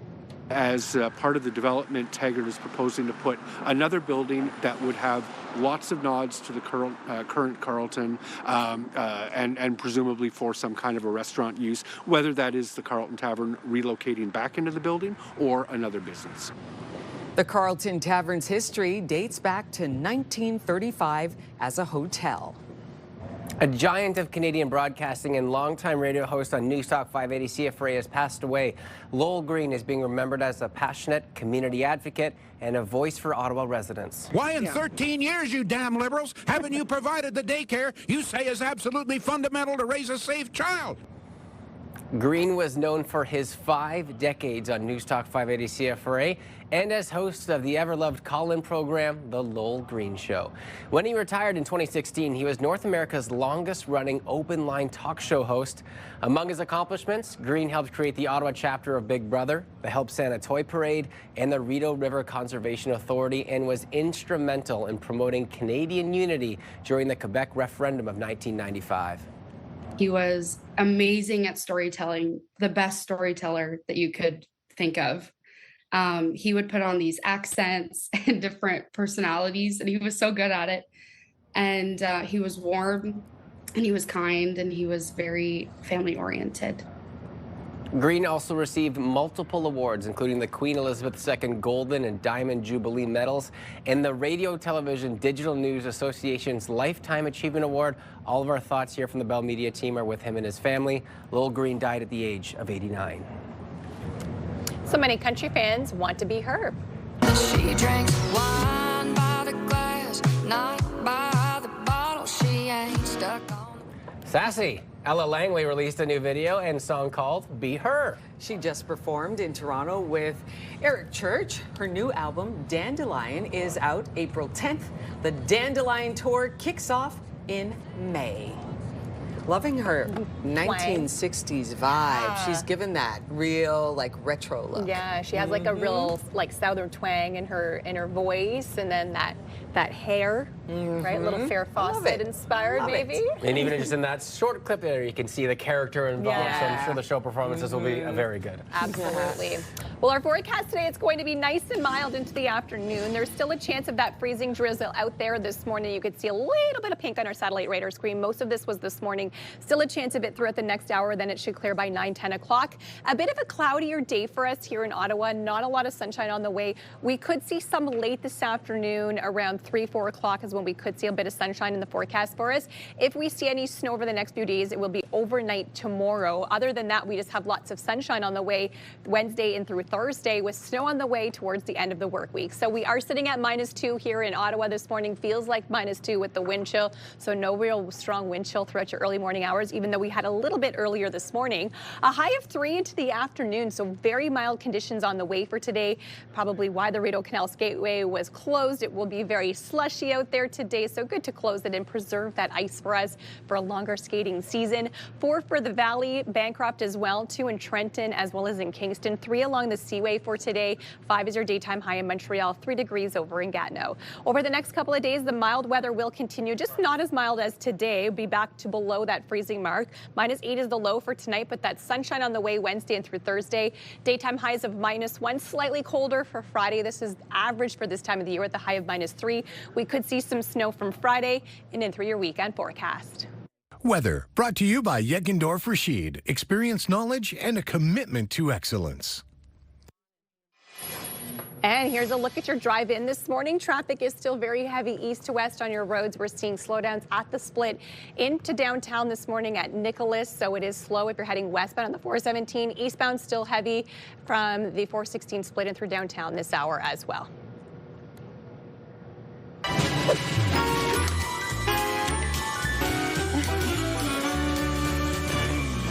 Okay, Kiara and Francisco are here from Stacked Pancake House, and they have a task today because Melissa, Rosie, and myself have been talking about Pancake Tuesday for about 2.5 hours now, and we've been smelling the deliciousness that this has to offer. Good morning to the two of you. Good morning. Thank you so much for having us this morning. Well, of course, I mean, we thank you for coming in on this busy Pancake Tuesday. What do you think it is about Pancake Tuesday that everyone loves so much? Well, we think that everyone just loves the sweetness. Everyone loves a reason to celebrate, and what else to celebrate other than pancakes, right? They're so sweet. Everyone loves them. So. I love that, and you know, especially at your store, it's going to be very busy ahead of Pancake Tuesday. What are some of the things that you guys offer as people come in on this very special day? Well, our most popular pancakes are definitely the Cinnabuns. Okay. We also have other options like gluten-friendly pancakes, and we're going to dress these up. These are going to be our New York strawberry cheesecake, definitely another fan favorite. That sounds good, right? It doesn't matter what you say, it's just like it's mouth-watering. Is that a Kiara favorite, or do you have a particular one that you really like yourself? My personal favorite is cookie butter. It's Biscoff crumble with icing topped with whipped cream. It's just like, it's a sweet dish. And yeah. Francisco, what's a favorite of yours, my friend? Cinnamon for sure. Oh yeah? Yes. All right, so let's get these going here because I think that, hey, our cameraman, back up. Stop getting closer to the pancake. He's getting closer and closer. No. I think he's hungry. Yeah, I think he is too. No, look at him. He's just waiting. So why don't we dress these up and let me know what you're doing as you dress them up. Great. Okay, so for the cinnamon, we use icing sugar, then cinnamon for sure, and just whipped cream. There it is. This is what we've been waiting for, Francisco, for 2.5 hours. Amazing. And then what do we put on this guy? So this is a New York strawberry cheesecake. It comes with a strawberry icing jam. sugar, Strawberry jam. strawberry jam. Oh yeah. I was wondering when that bottle was going to get used. There we go. Lay it on there, Francisco. Don't be shy. And then cream cheese icing. It just looks aesthetically pleasing too. Like, I know it's going to taste good, but also just like with the mix of colors. So this is a fan favorite. Yes, most definitely. And when your food looks like art, how could you not want to take a bite, right? I know. Like this is one that I'm okay with messing up by digging in right away, as opposed to a nice, elegant dish like maybe you want to look at. This is one that looks good and you want to dive in. We're just adding some strawberries on top. Again, how could you not want the whipped cream as well? Oh my goodness. And lastly, here's our syrup. We can add as well. Just to add extra sweetness, right? Why not? It's Pancake Tuesday. We got some people walking by. No. I got a little eyebrow raise. Tell us a little bit about some of the locations that people are looking to get their hands on these beautiful dishes today. Well, our location was actually the first in Ottawa. We're located at 1739 Walkley Road, as well as we have locations in Carlingwood and Carleton Place. But it's just expanding. We have 100 locations open so far, and we're hoping to open one new one every week. We're open from 7 to 3, Monday to Friday, and 7 to 4, Saturday, Sunday, sorry. I love that. And you know, one of my co-hosts is gluten-free, and that's actually something that you guys have on your menu as well. People want to come today or other days. How has that response been with the gluten-friendly options? It's been amazing. We do have like lots of gluten-friendly options. We're like pancakes, waffles. We have separate grills for everything as well. So it's super safe and everyone loves it. They taste just as amazing too, like so I've heard. Yes. Oh, well, these are amazing. Like I was saying, we need a knife and fork around here. Hold on. Scavenge the drawers. Let's see, because I don't want to wait here. Do we see any available? So far, we have a straw available. Oh, you know what? I don't think I can dive into this quite yet, so I will save these for after. I'm going to bring them maybe towards the end of the show. Thank you guys for coming in today ahead of Pancake Tuesday. I really appreciate your time and, of course, providing us with these delicious pancakes today. Thank you so much for having us today. And if you want to be on Your Morning Ottawa in our Delorier kitchen, here's how you get a hold of us. You just got to email us, yourmorningottawa@ctv.ca. But you got some stiff competition. It is Pancake Tuesday. What do we got for Wednesday? We got to level up. Stay with us, friends. We will be right back after we take a peek through our Centennial Glass Sky Cam. Temperatures above seasonal, a word we love to say. We'll be right back.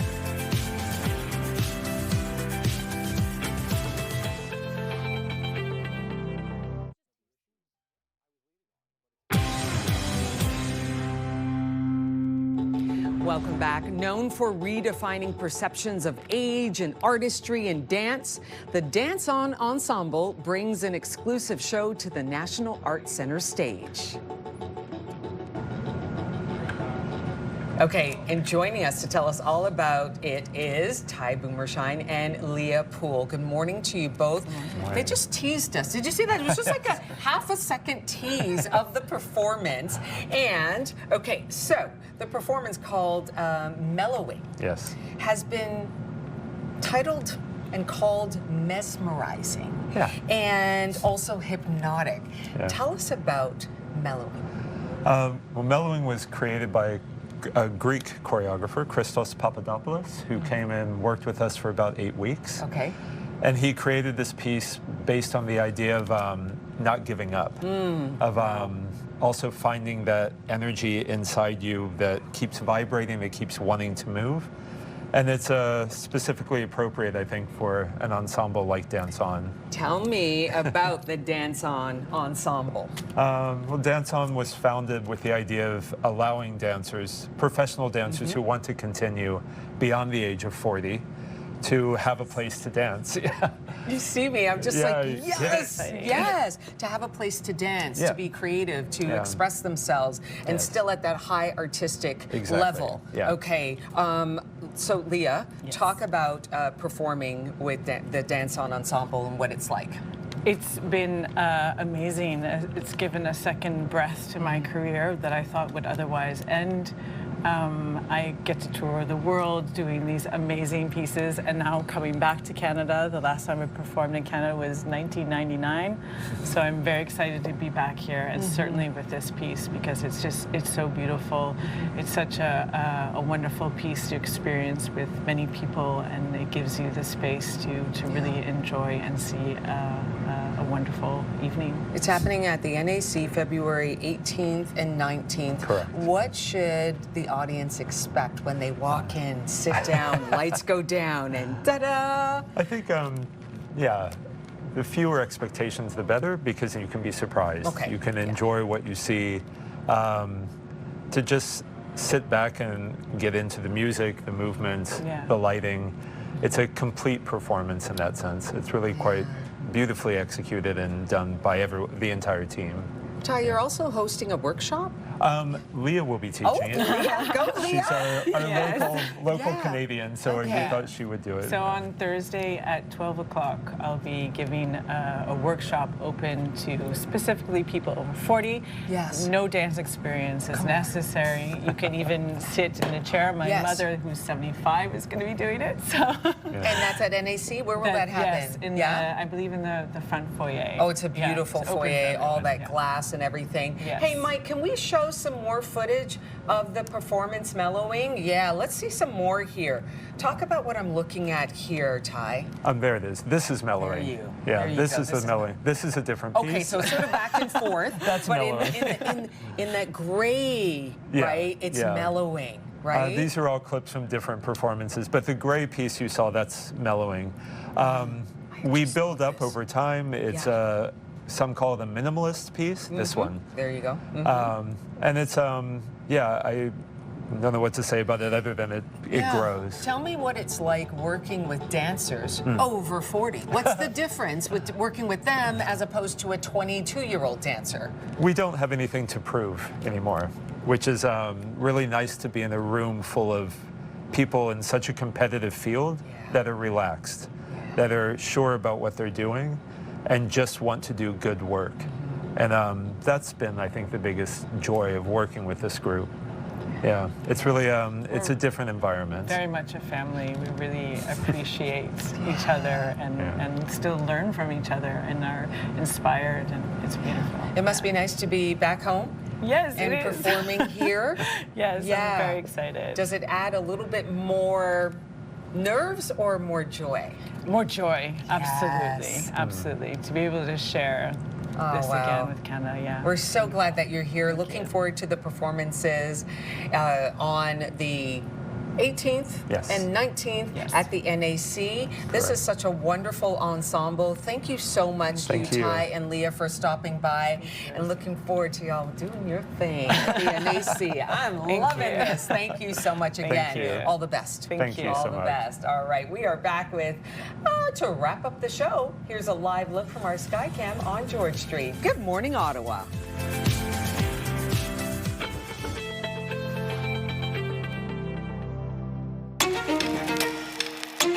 Far side pass, and it's an early shot. He scores!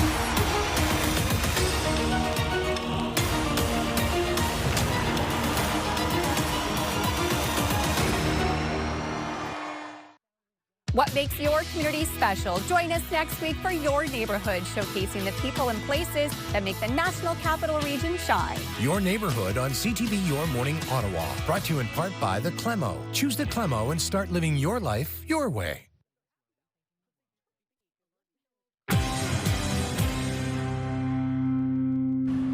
Welcome back, everybody. Here's a look at what's on the show tomorrow. It is Wednesday, February 18th. Winter Games Week continues, and we're doing some speed skating. We are paging Dr. Paul. Traveling with kids is the topic through tomorrow, and Ramadan begins, and we will get a little bit of a description about what Ramadan means, and of course, everything that goes along with that. Now, we return to the show here in the kitchen because we've been talking about it since, I think, 6:06 this morning.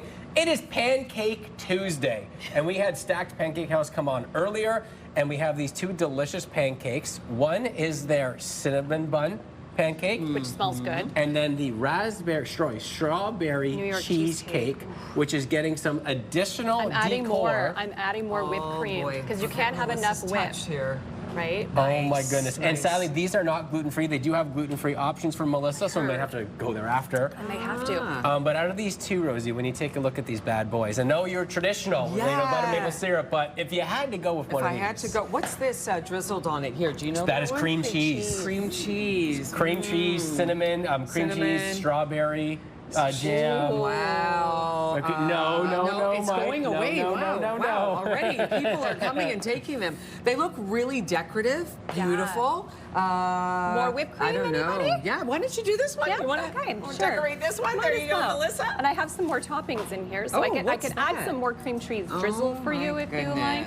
Will, which one are you going to go for? So I am typically like cinnamon would be like the way to go. Nice, but Melissa. I really want to get a little bit of the. Would you like some more raspberry or strawberry on that one? I'm actually, yeah, you know what? Right here in this specific location, missing I'm some. going to You want dose. that one? Okay. You know what you could do? Add a little. See? Little See, and dollop in I'm there. so like plain Jane, just your butter and your maple syrup. So this I'm just is having like, way too much fun. yeah, you are. You're doing a great Decorating. job. Well, now I have so many. Oh, you know go. what? This one right here is dosed up with a little bit of Nice that job, cream Melissa. cheese There too. you go. So you want that cream cheese So we're gonna going? get that cream cheese. Oh, and there's maple syrup on it. Oh, yeah. Oh, Yeah. you're good. Okay, I'm gonna go add for some it, more Will. cream cheese Here to we this go. one. The taste test. Happy Pancake Will. Tuesday, one of the greatest days of the year. Oh my Look at God. that. And not even a small bite, too. Just like bring it all How in is there. it? And that's what we were waiting for 3 hours. And it was worth the wait. Oh, that looks Nice. delicious. Take good care. We'll see you right back here tomorrow morning at 6 a.m.